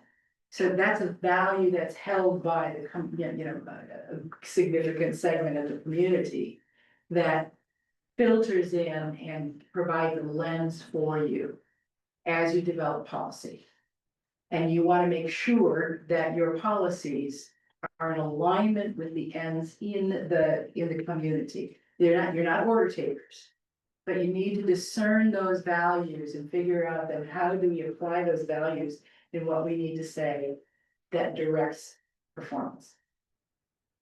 That help? So the beneficiary is not a owner. It could be, it's transactional. Like, for instance, Kathleen she's riding the bus, is a beneficiary. But when she's sitting around the table here, you know, and thinking about, you know, long-term, what does this system really mean for the community? She's thinking as an owner, so it's very much a transactional space. And when you're speaking to somebody, you kind of, as a board member, you gotta pull apart, like, is this an ownership thing or is this a customership? And, you know, the customership stuff does not belong at this table. If you get a customer complaint, doesn't belong at the board table. You would refer that individual to somebody on staff where that comment should go. Where, you know, if it's long-term, it's like, you know, this bus system, we gotta be there 24/7 because people are living lives that are not 8 to 5 or 9 to 5. You know, that's a different kind of conversation. And so you wanna kind of extrapolate the values then. And so the value that I would take from that comment would be, you know, accessibility, in, you know, 24/7 cover, you know, just more. The time intervals of our service, because people do live in the AM times of our lives too. Okay, so it's just trying to extrapolate those values, what we want to do. And so going back to, you know, the values of the ownership regarding this. Maybe we start with the beneficiaries as extrapolate, see the pattern that the beneficiaries are telling us. The pattern of communication will inform the values also. Okay. Anything else? We ready to go to the next question? Okay. Let's do that. Number 4, this is something I wonder about. And kind of came up today also. What's the difference between public transportation references in the ride service options? Does public transportation encompass options beyond the ride? So Matt already defined that we've got school board buses or school district buses, we got the U of M buses, and we got the ride. And then you got the Flyer, the Michigan Flyer, you got a lot of options here. So is it appropriate for your ends to include all of those, or do we want to be more specific about what the ride is going to do? Because that's what you're holding Matt accountable for. And I have even Uber is a public transportation option at this point. So you're asking us to like define what public transportation means? Well, I'm just wondering about the language itself that's used in the ends. We use public transportation all the way through this. Never talk about just this organization. So in other words, when we say, let's say number 1, where it says AAT exists, blah, blah, blah, blah. To utilize public transportation options that contribute to the areas, blah, blah, blah. So what that public transportation means is everything that you just said, which could be Uber, Lyft, Air Ride, all of those different things, and you're asking us to consider, instead of saying public transportation, saying the ATA's transportation or the ride's transportation. So that we're, well, I think the assumption is that these ends are for our agency, but you've thrown kind of like a wrench through that little wheel that I've been on, and now you have me really wondering if somebody else were to pick up our ends and read them. It would very much look like we have a stake in lots of other public transportation that we don't. Yeah, and you can't hold Matt accountable for those other things that other people are making decisions around. I mean, it even goes to, you know, around the land management one that we've got 122. You know, you can't hold him accountable for city decisions about where we put sidewalks, right? And I know that's been an issue, you know, trying to figure that out. So if you're clear about the ends are his performance evaluation. And the basis upon which you are going to evaluate effectiveness of the ride. Should we be using the language of the ride or AAA TA rather than the broad brush of public transportation? Because that would then, you know, be, if you're gonna use public transportation, that kind of implies that Matt's gonna coordinate with everybody. Which I don't think is what the expectation is. And I mean, might be part of it to get to certain results, but. Using the public transportation language, I find problematic because it's way broader than what you're really looking at. So I just wanna get your input around that, cause I see it as, it's his performance evaluation. I just wanted to ask Matt, maybe, or anybody who's an expert in this area.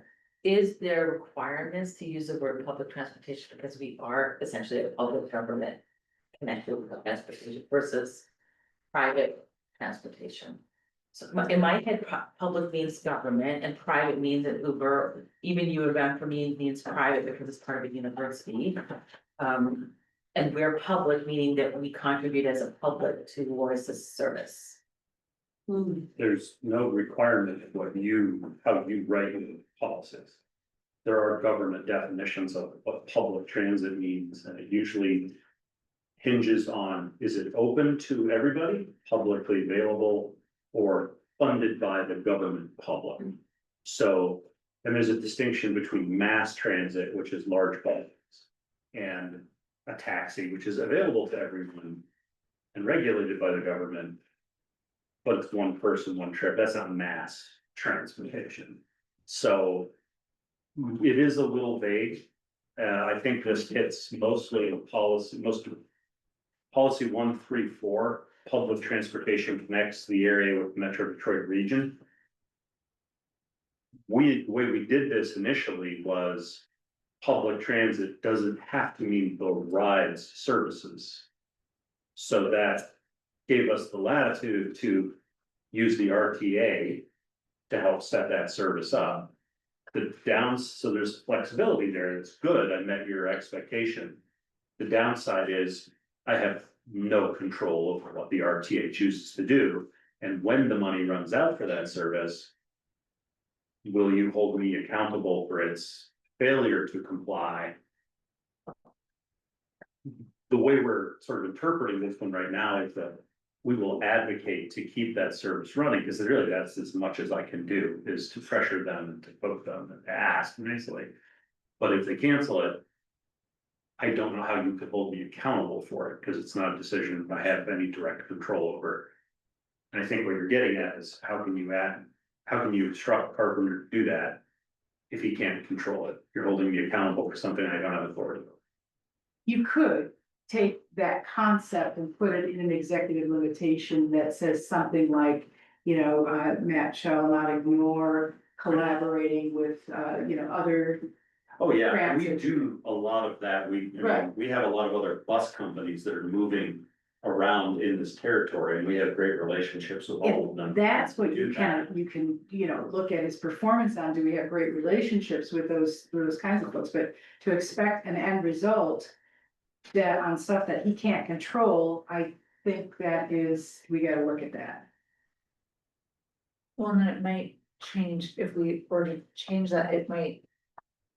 Change some of the other language, Yeah. too, right, there's a cascading effect, because when I read 1.1. We don't want to create redundancies for transportation options either, right, with the school, it's like we wouldn't. Want to use resources to send a bus if there's already a school bus going there.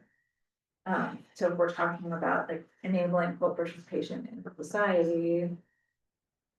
It shouldn't necessarily exclusively come from us. I'm wondering if there's an executive limitation that's implied there about. CEO shall not voluntarily take on responsibilities of other institutions. Or something Yeah, like yeah, that, exactly. so that there's a sort of two sides to the coin that. You know, the ride will do this. But don't create redundancies or accidentally usurp somebody else's, because other areas are also. Efficient stewardship of resources too, Yeah. I guess, right? But. You know what they raised the point, because we do have so many options in this area. Like, if you wanna get to Domino's Farms, you could take one of our buses to the 23 bus stop, park and ride. And then you could pick up, you could pick up your bus at any, medical facility and get to Domino's Farms or East Ann Arbor Health Clinic or whatever. So then that is our transportation giving access to the next round of public transportation. It kind of adds a whole new thing to think about, doesn't it?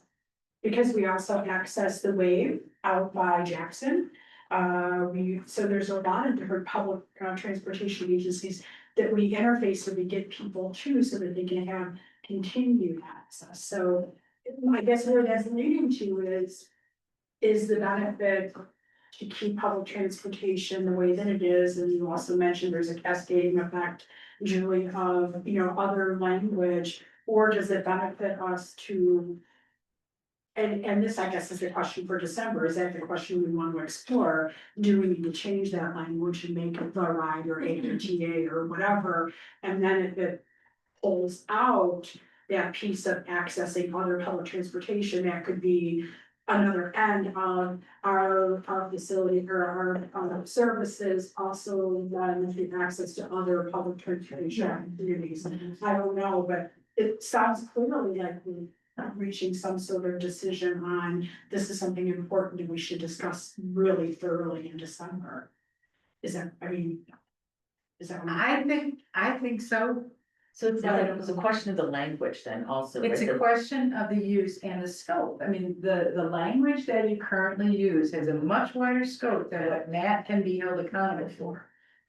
And So, it's beyond Matt too, from my eyes, it's also what is the public perception too? If the public perception is that you're all working in collab, or you're working against each other, or I don't know, or people don't know the difference. They don't know that wave and ride are different, or that U of M and this is different, we don't know. one of my early questions to Matt was, are you guys thinking about getting into trains or something like that? Is it just buses? And, he said, no, it's just buses. Well, all right, so, but public transportation incorporates It's all of that. everything, yeah. So, you didn't need the flexibility to allow for, new collaborations with trains. But you wanna think about, let's be specific, because this is what you are holding Matt accountable for. Yeah, I mean, my brain's also thinking about what U of M's already announced with the 2050 plan with the monorail. And there's always some of these people, I know publicly on the north side, people are like, well, can everybody use that?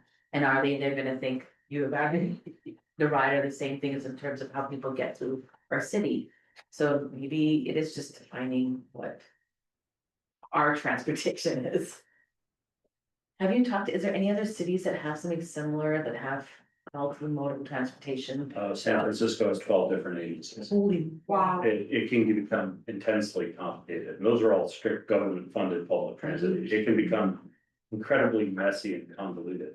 Our issues are not anywhere near that. I mean, Ann Arbor Transit Authority has an instrument. And, if, for the record, if trains were an economically viable way of doing it, I have no problem with it. I'm not opposed to steel wheels. I do have a question, Susan. Yes. Sort of an interaction between the earlier question about have access. And you thought that kind of drug us into sort of operational thinking. Right. All, with public transit options or services is throughout this. Does the board need to specify that? Or just the outcome that they expect me to achieve?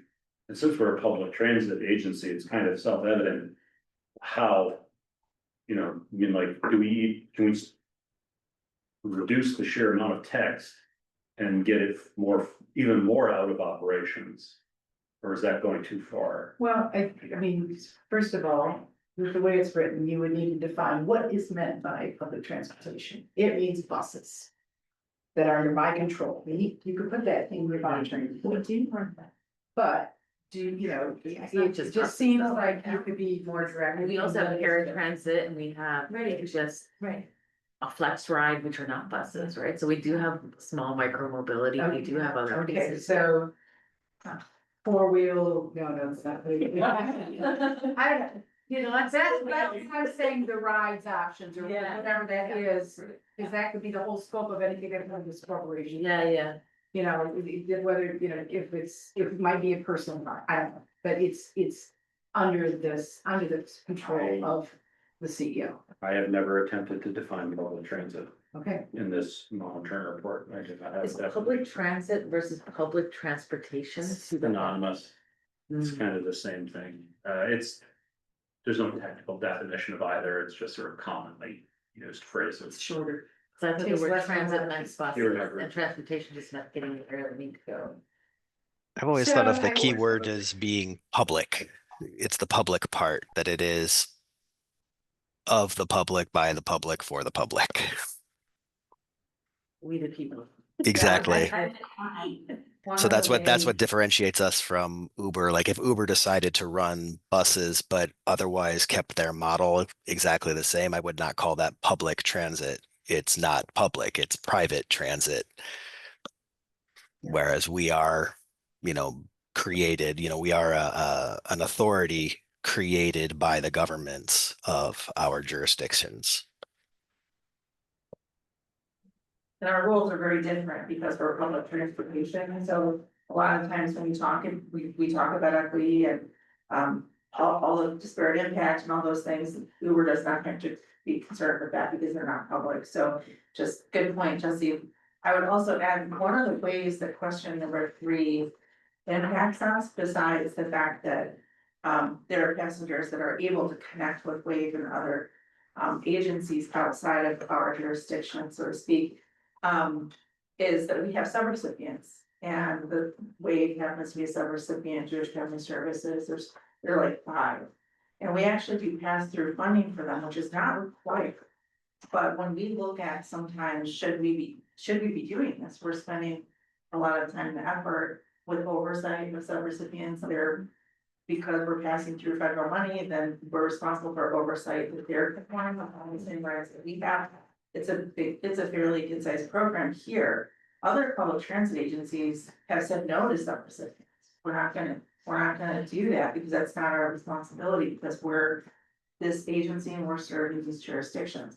So, but when we read the ends, and this started before I came, but when I was learning the ride and I was reading through it, I was like, well, this implies that this is worthy of us to do, because we are responsible for not just the ride, but serving public transportation.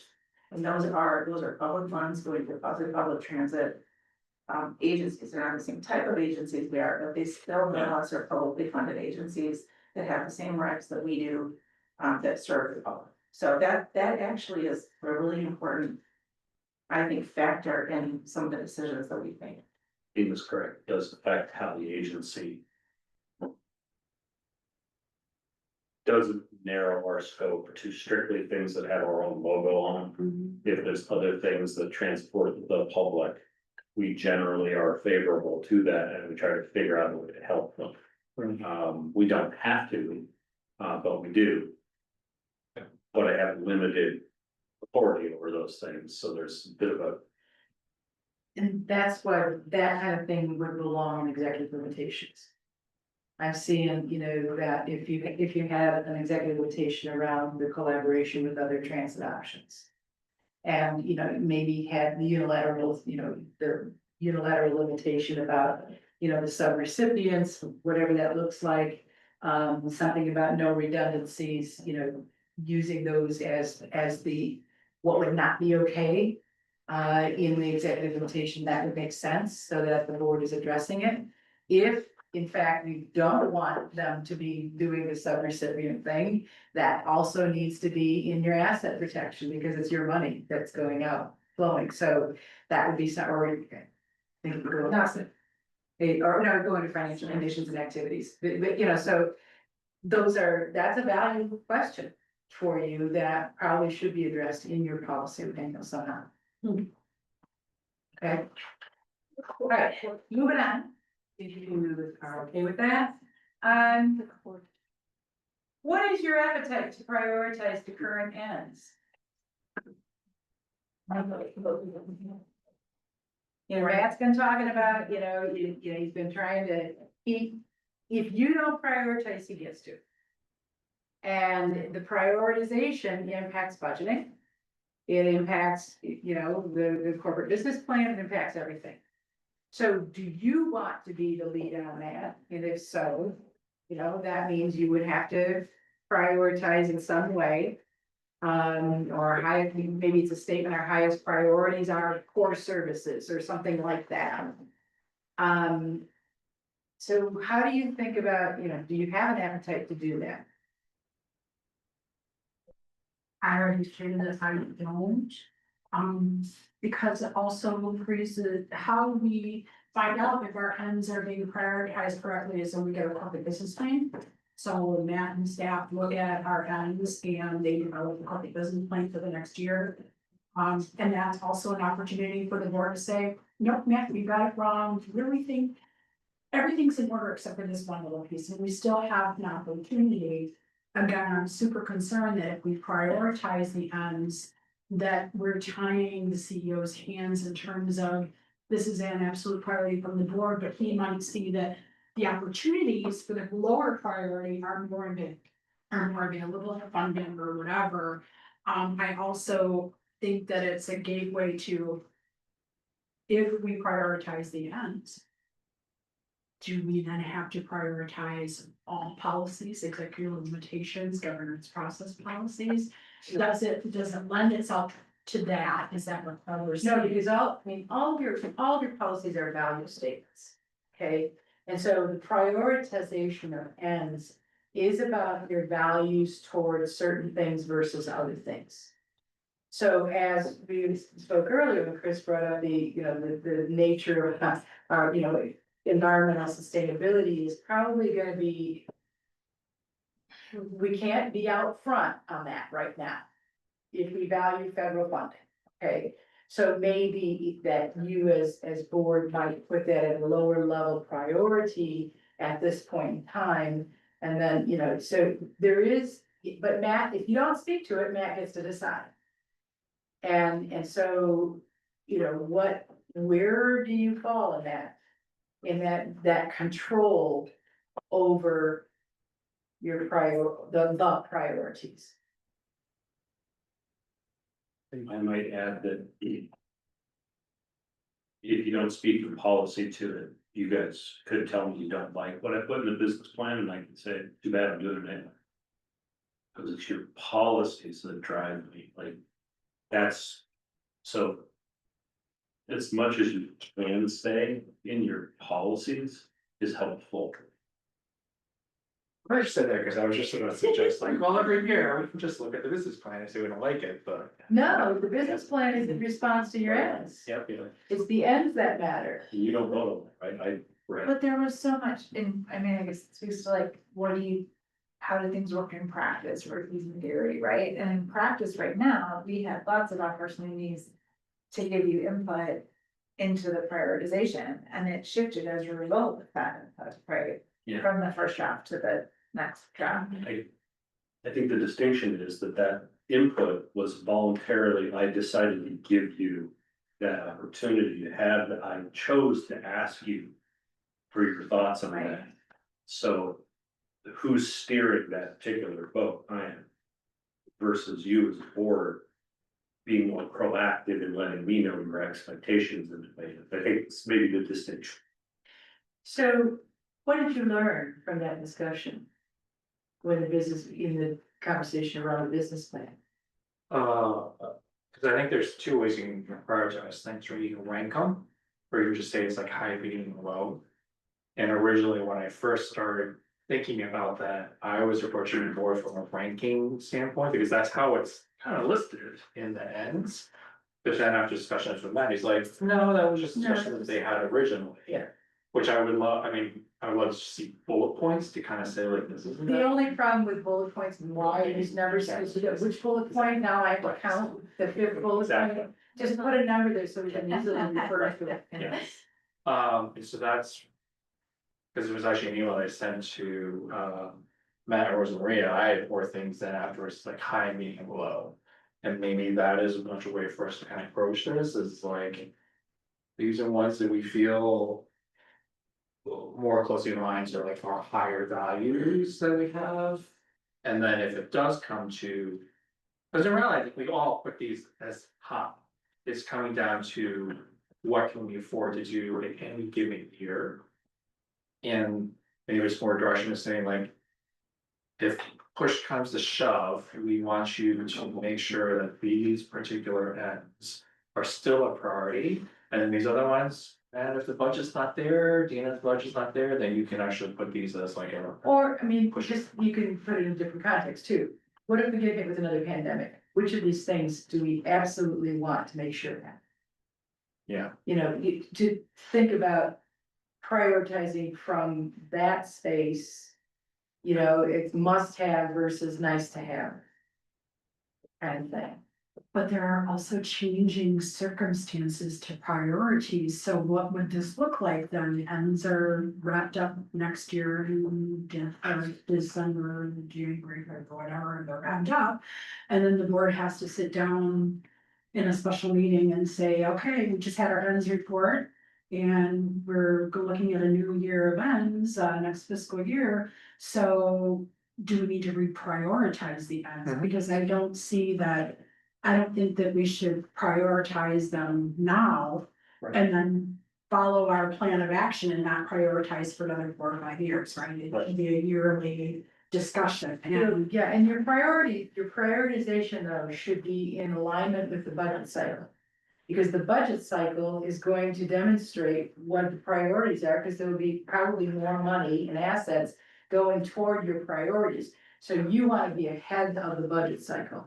it would be because it ends and then the budget cycle, it starts ramping up like 2 months after we do the ends, so we have like a 2-month period of time to revisit them. I mean, to prioritize, you know, ahead of like the corporate business plan and stuff like that.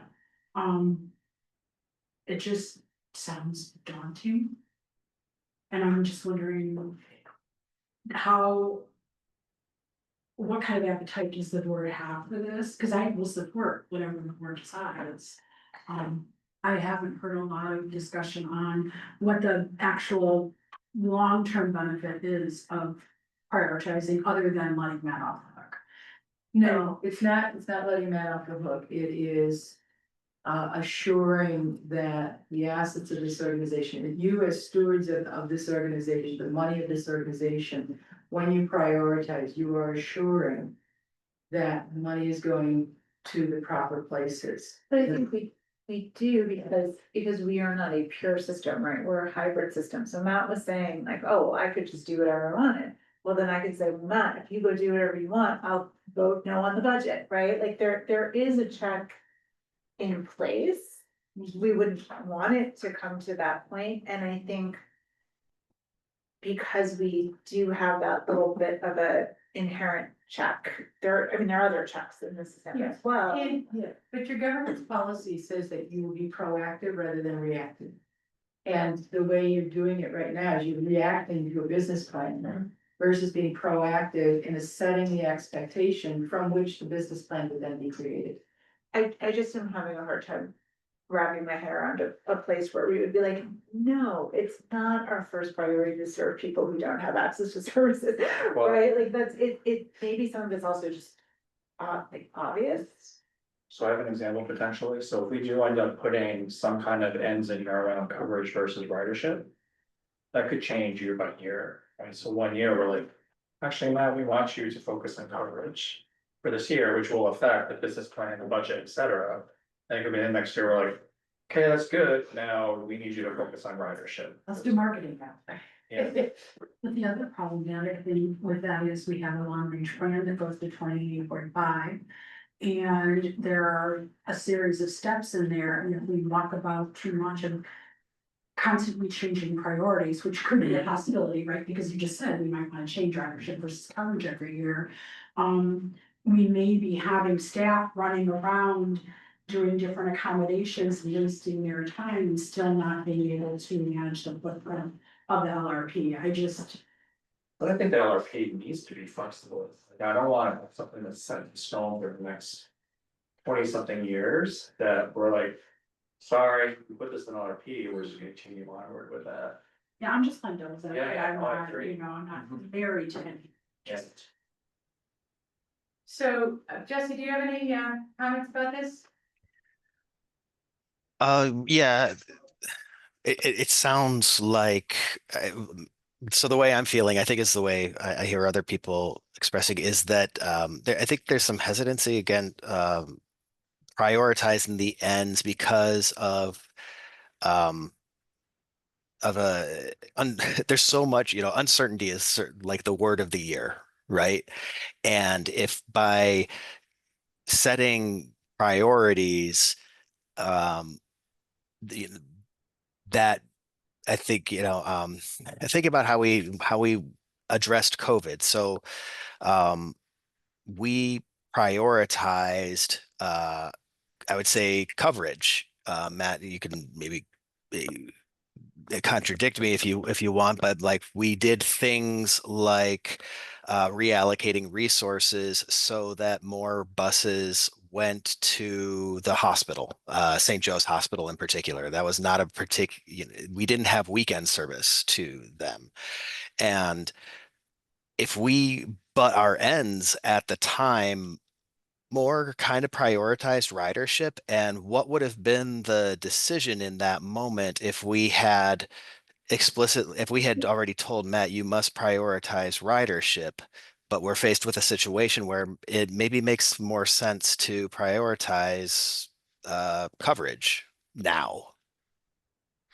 And yeah, so if I feel like I am concerned that setting this particular priority will limit the agency's ability to react as appropriate. Yes, it is reactive, and the board shouldn't be reactive, but if we set this policy, we are also kind of preventing staff from being reactive.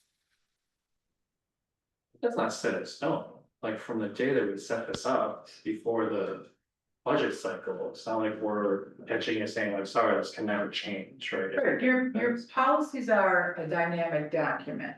You do have a particular cadence upon which you look at things. So October, the fall is when you're looking at ends.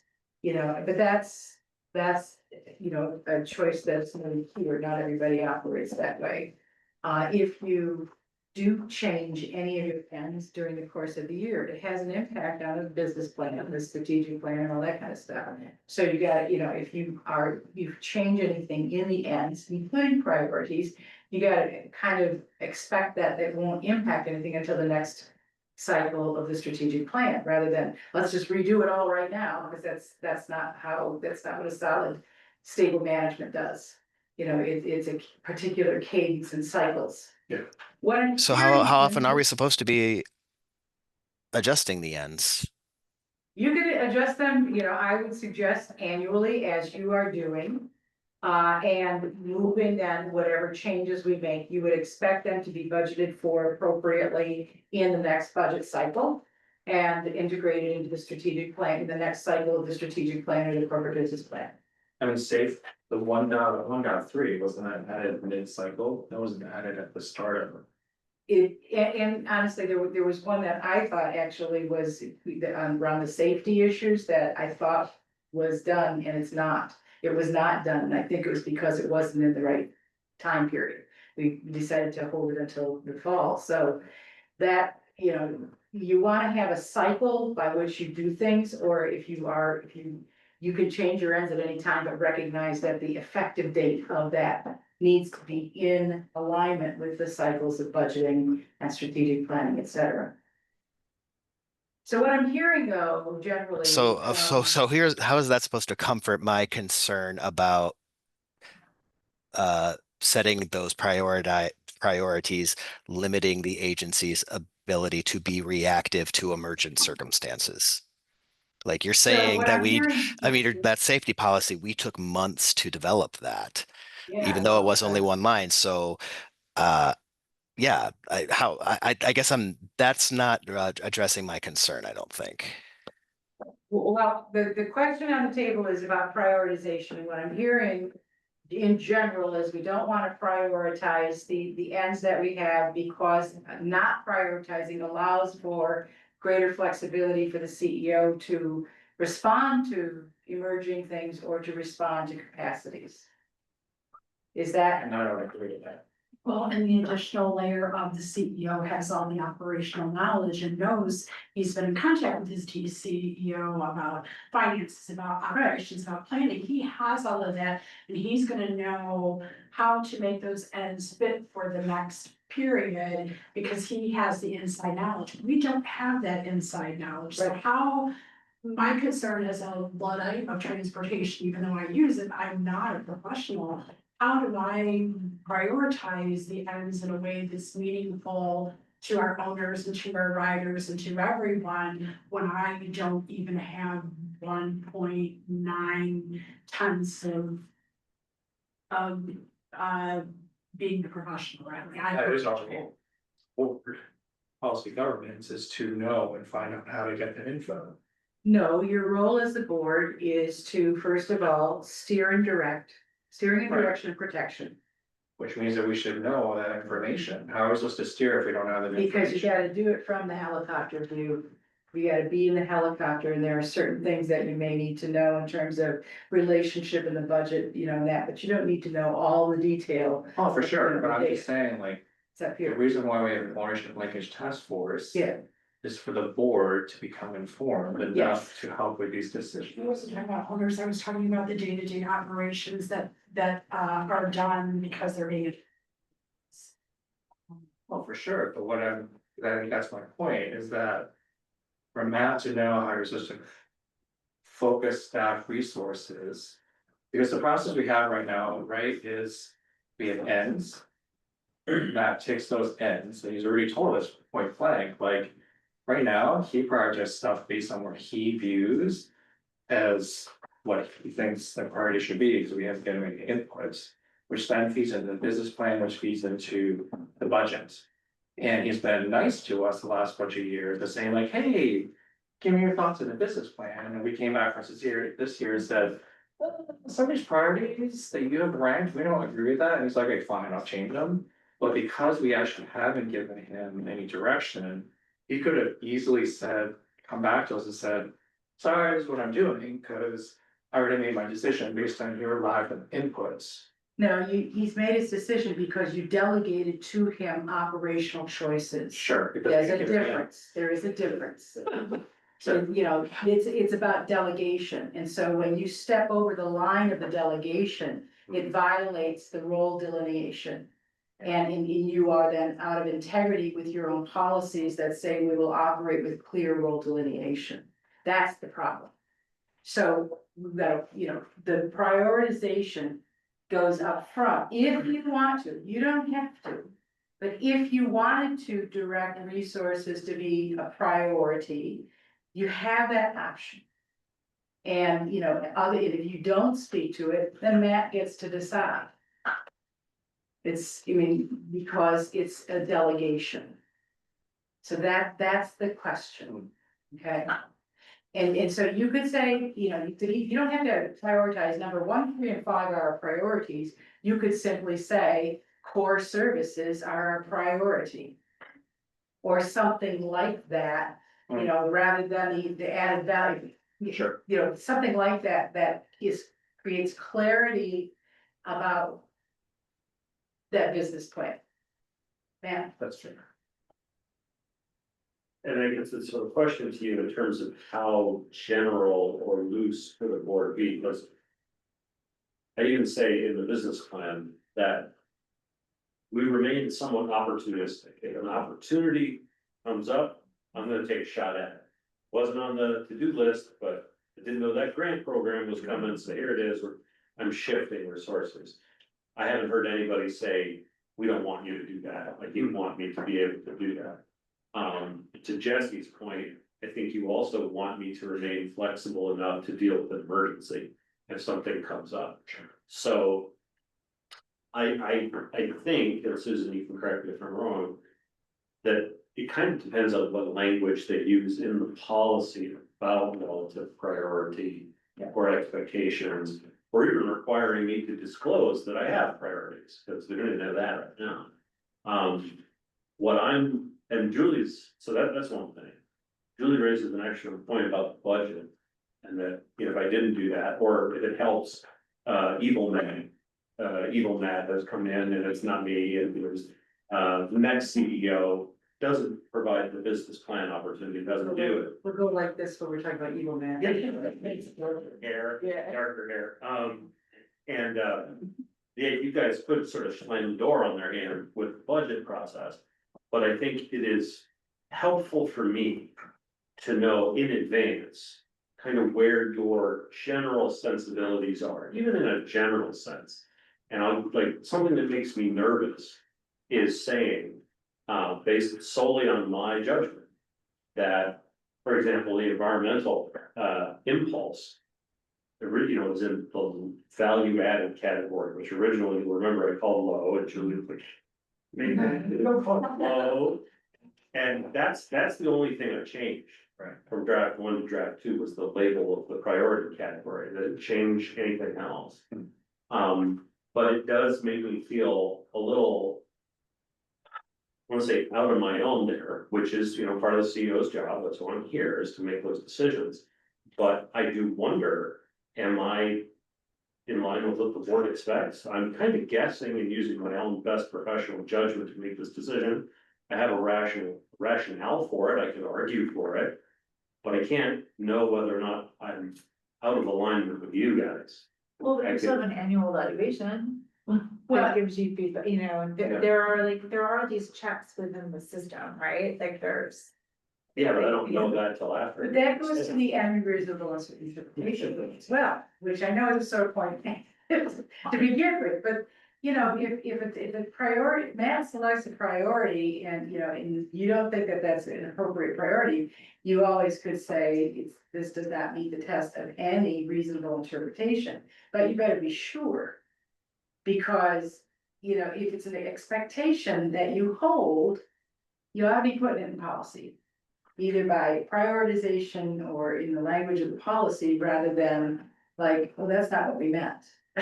Could still be driven by Matt, though. I mean, even if it's in there, like the CEO shall, in consultation with the board, provide a list of priorities for the next fiscal year. No, because that violates the delegation. Who said the priorities are over there? my hope is that we better ends and we better broadest ones that you pointed out, 1 through 5. So you have residents have equitable access, you have public transportation positively affects the environment, then we have economic prosperity, then we have highly satisfied transportation, and we have residents, the area recognize positive contributions. Those are the 5 areas Right now. right now. Absolutely. Any prioritization that we would do could possibly, like ahead of time, could possibly negatively impact how things move forward in the next year, again, because the knowledge this is, yes. In my heart, I can't say public transportation positively impacts economic prosperity of the area is higher than residents of the area have equitable access. But I'm not the only board member, there are 10 of us, so we're gonna all have to parse this out based on our own biases and knowledge and values that we've heard from customers, and they all may be competing. When you have 10 people coming up with competing values, that's much harder than Mr. CEO, these are our ends, these are our values, we trust that you have the knowledge to come back to us with a plan based on what we have here that hasn't been prioritized. It just seems a lot more elegant, but I could be wrong, I'm really struggling with this, Susan, I get please that. help me. I get this. Yeah, I sort of agree and, trying to understand, we've got those 5. These 5, some of them break down, but they all also zip up into one, which is where we heard there was some maybe implicit prioritization that we've got increasing proportion of residences, you know, within the first 5 words of what we've got here. So that's where I go, you know. That's that sort of core service, that access, you know, that. You know, if we have one of these emergent circumstances. That shouldn't be, you know, change his sole focus to the satisfaction of.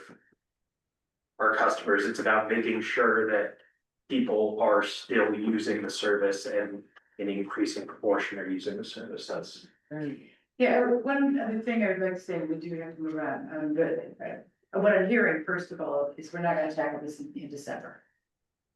That's what I'm hearing. However, I just wanna put this out. So when Matt puts together the corporate business plan, it involves the budget.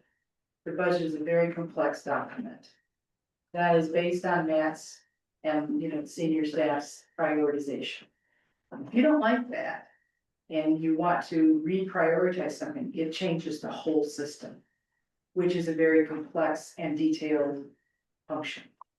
So it would be better that if you had priorities, you would want to put them up front so that the whole thing, the whole system can be built around that rather than try to jigger it afterwards and try to make things fit. It's just a way better system for management and for ultimately for the overall systems that are here. So that would be one way to think about prioritization, to do it proactively so that everything else flows from that. I get that you know, the general feeling is, no, let's just allow for flexibility. But recognize that, you know, at some point, particularly as you are looking at that business plan, and the more you start playing with the priorities of the business plan, that throws everything else off.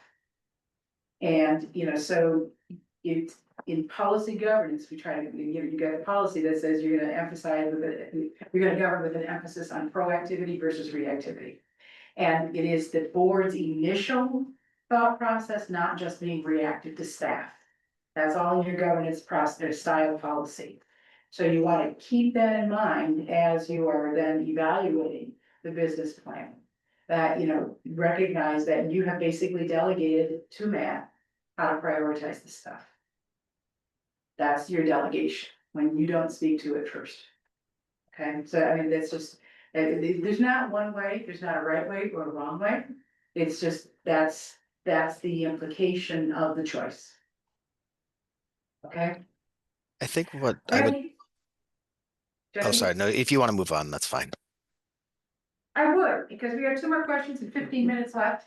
And so I'm gonna skip, I just want to point out number 6 here. And it is about whether or not you feel you need to do any ownership linkage in preparation for December. We've talked about the issue about having access, and that's a possibility. And, you know, to think about, do we want to do anything formally or just informally on this? But there's a bigger question I have, so I just want to bring this forward, that this can be part of your process leading into December. And you know, is it, you know, I know, Rich, you've been talking to the townships and, you know, if there's any indication that they would have some input on having access, that particular issue is an important one. Also, I mean, again, going to prioritization, that might have something to do with, you know, ownership linkage as well, to allow the community of owners to give you input on, you know, is there a prioritization here that you think you really need to pay attention to? So I that think would it be a is, I choice. can probably send some of the notes that I had, at least from, I mean, with the city council folks from in our recent Ipsy Township. And there's a way we actually get in front of city Ipsy Mhm. before then. I would love to get that information at least out to the board, something to work, some more data points to work with. Yeah, I think it's always good to, you know, have a clear not an understanding, but a clear path for when you are with ownership, in talking about ownership concerns. These are 2 issues that have come up today that could be helpful to inform the board in December. Okay, and whether you want to do that in a more formal way, you can take that up at your next board meeting and deploy somebody to do that. Okay, Do Go ahead. you mind if we reach out to Jeff, to see if we can maybe get something with City of Seagull? Yeah, we can coordinate between now and then in terms of what ownership linkage stuff we already have sitting around or can get about this summer. And I would also encourage, we have such a diverse board here. We know folks who are, like, say, on the library board or the GDA or whatever. That might be a great opportunity for you as individual, for us as individual board members, to data mine in a relaxed, engaging way to hear values as well. If we can do that between now and December, rather than trying to have, one of the issues we've been having when we started meeting with our owners is, first of all, it was such a new thing for them.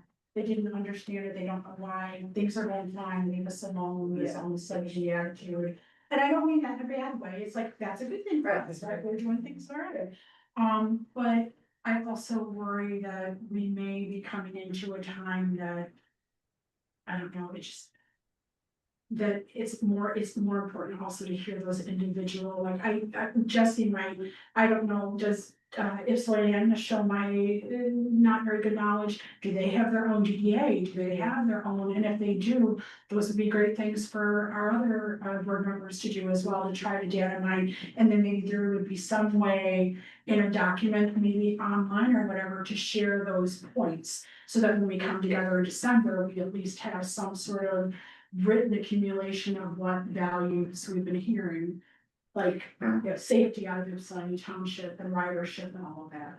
another way you can think about doing ownership linkage regarding ends is if, you know, we do our work in December. And before you finalize them, take them out to ownership groups and ask them to, you know, affirm, is there anything that you see missing here? You know, so you can do it after the fact as well. As a check, make sure if we aren't able to do it before.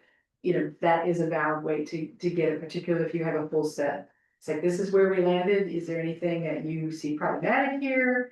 Does this align with your values about, you know, the transportation here, those kinds of things, so. You might consider it that way as well. And one more thing, I just want to mention, Georgia, caught this, and I think you're gonna follow up on it, is Debbie, the clerk out of Ypsilanti Township, had other suggestions like neighborhood watches and senior centers and different things like that. If you can engage in those sort of values, just organically through your own personal lives and stuff like that, that those are other opportunities. It's talking to people, it's, there you go. And that's, you know, that's what the board is empowered to do under policy governance. You are the link to the external environment. And that's why, you know, the board's work is out facing, not internally facing, just watching what's going on inside the bus organization. It is, how do I understand what's going on out here and what people value out here in my neighborhood and in my city, whatever, in the government, and how, and then bringing that understanding into the board's conversations. So that the board can be the informed voice and agent of the whole of the ownership, making sense of all of that. That's the empowerment of the board that policy governance brings to you, rather than just focusing on what's going on inside the organization. So it is a unique function. The last question I have for you, we got about 7 minutes to deal with it.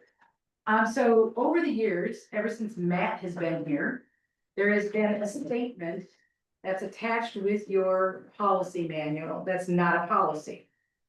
It's framed as a vision statement. But vision statements in the world of policy governance are management things. They are not organizational ends. They're not ends for sure.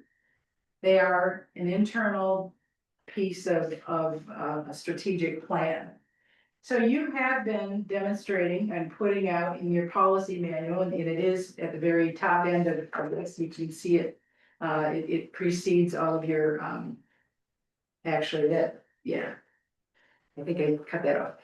But a robust public transportation system that adapts to the area's evolving needs, environment, and quality of life is the statement that shows up on your website that leads into your ends policies. This is not an end, nor is it an explanation of anything. It doesn't explain what ends are. It doesn't, you know, and so if there is a piece of this that needs to be incorporated into ends, that's one thing. It might be, you know, as we've been talking about the evolving needs, you know, as kind of has come up here. But the question is, can we eliminate this from the presentation of ends? And, you know, I don't know where the statement came from, but it is not in alignment with policy governance. It's interesting because if I'm remembering correctly, Matt and Jesse, correct me if I'm wrong, we developed this vision statement and then drove our ends based on our vision statement in 2019. It was really important that we understood what we wanted from our ends. Okay. And so that's what the vision statement was intended to say, that we are mindful of our areas evolving needs, environment, and quality of life, and then that is what drove the ends. But now I'm hearing you say that ends themselves speak to that, so the vision statement really belongs to, say, the operational end of it, so if they wanna say, AATA's vision, not the board's, is. The other place that it might go, Kathleen, is that in a number of my. Is because you learn the values of the external environment of your ownership. Many organizations have another policy under the governance process policies. I call it shared values. And that's where your dreams, your vision, anything that you learn about the values that are here. You might put those into a shared values policy under governance process. So that you never lose sight of this broad vision. It should inform you, all of the values that are in that type of policy. Should inform your decisions and your policy making. But that would be a practical way to address it. But I would suggest to you that this really isn't an end, and it really doesn't belong with the statement of ends. It diffuses a few things. So my recollection is similar to Kathleen's. I can't even remember where I came down on whether or not we should have it. It was pointed out to us at the time that it was not an end, but what the issue was that, again, according to my recollection, was that we were not presented with any other place to state the values that fed the Sure. ends. And there was also, in terms of why, so we knew we wanted to say it, and we wanted to say it from the outset because we were thinking about this also as a communications medium to the public. The public is not going to necessarily look through our entire policy manual. They're certainly not going to look through the appendices, and so I don't know where I can't remember what you just called it. Like, I think what you're talking about, the what? Shared values. Yes, so the shared values. We felt that it was important to state that from the outset, that if they didn't read any other page other than the first one, that they would see the values that we were considering when we wrote the ends. Because otherwise it is just a policy, and we didn't feel like the policy could be it would be left to someone to infer from the ends what our values are. And yeah. So there's nothing to say, let's say you put this in that shared values policy under your governance process policies. There's nothing to say that you can't pull those things out and say to the public and put it on the website, hey, public, these are the values that we understand you hold, and our policy development is driven by these values. You could do that, but you're not holding anybody accountable to what this says. It is a directive around evolving needs. It is not an end. So and maybe what I need to do in relationship to December, if you agree that it's not an end, let's get it off that page and figure out where it does belong so that we capture it and becomes archived with your policies. It should be informing your ends policies as part of your job to be the informed voice and agent of the ownership. And then, you can pull out this, hey, community, this is what we stand for. These are the values that we believe you hold, and we're living by these. And you can give evidence accordingly. Would that be okay with you? That would be more in alignment with policy governance for sure. before I make a decision, I'd like to see what that would look like, and I think that's what you're saying. So it definitely, I think we should discuss it again, just everybody board is in agreement so that we can. I don't know, are we ready to answer that, if we're ready to move it, or would we like to see? What it would look like if it got moved, because I agree with Jesse, that was the other part of it that you so eloquently remembered is. Nobody's gonna open up the book and read the entire thing, but if we could get them on the first page, you know what I'm saying, and it speaks to human nature, right, so. Yeah, but and just recognize that, you know, a soundbite or, you know, a marketing or a branding thing is not the same thing as policy. Your ends policy direct Matt. It is what you are holding him accountable for to achieve in, you know, an interpretation that you accept of these ends. And so this is something totally different. Here's a weird question, so if it, let's say it doesn't really need to be a governance process policy, could it be ahead of the ends, ahead of everything? At the beginning of our policy manual, couldn't you just say this is our vision statement or this is our mission? Or it shouldn't be part of the policy manual at all unless it is a written policy like a GBP policy. Since the level set, this is overall of what our goal is as an organization. You could possibly do something with it in terms of, providing a platform for which to view the policies that, I mean, you know, as an instruction to a reader. You could do that, but if this is really what's important to you, I would put it in your policy manual as well. Just because that's, and if you wanna archive this, that's how you do it. And then maybe we could also look at that word public information system. That's in it. Yeah, you got that too. Okay, so it's 4 o'clock and Chris has left the room. Chris is leaving the I building. can to wrap this up, public comment. No public comment, and motion to adjourn. Georgia and. Waiting.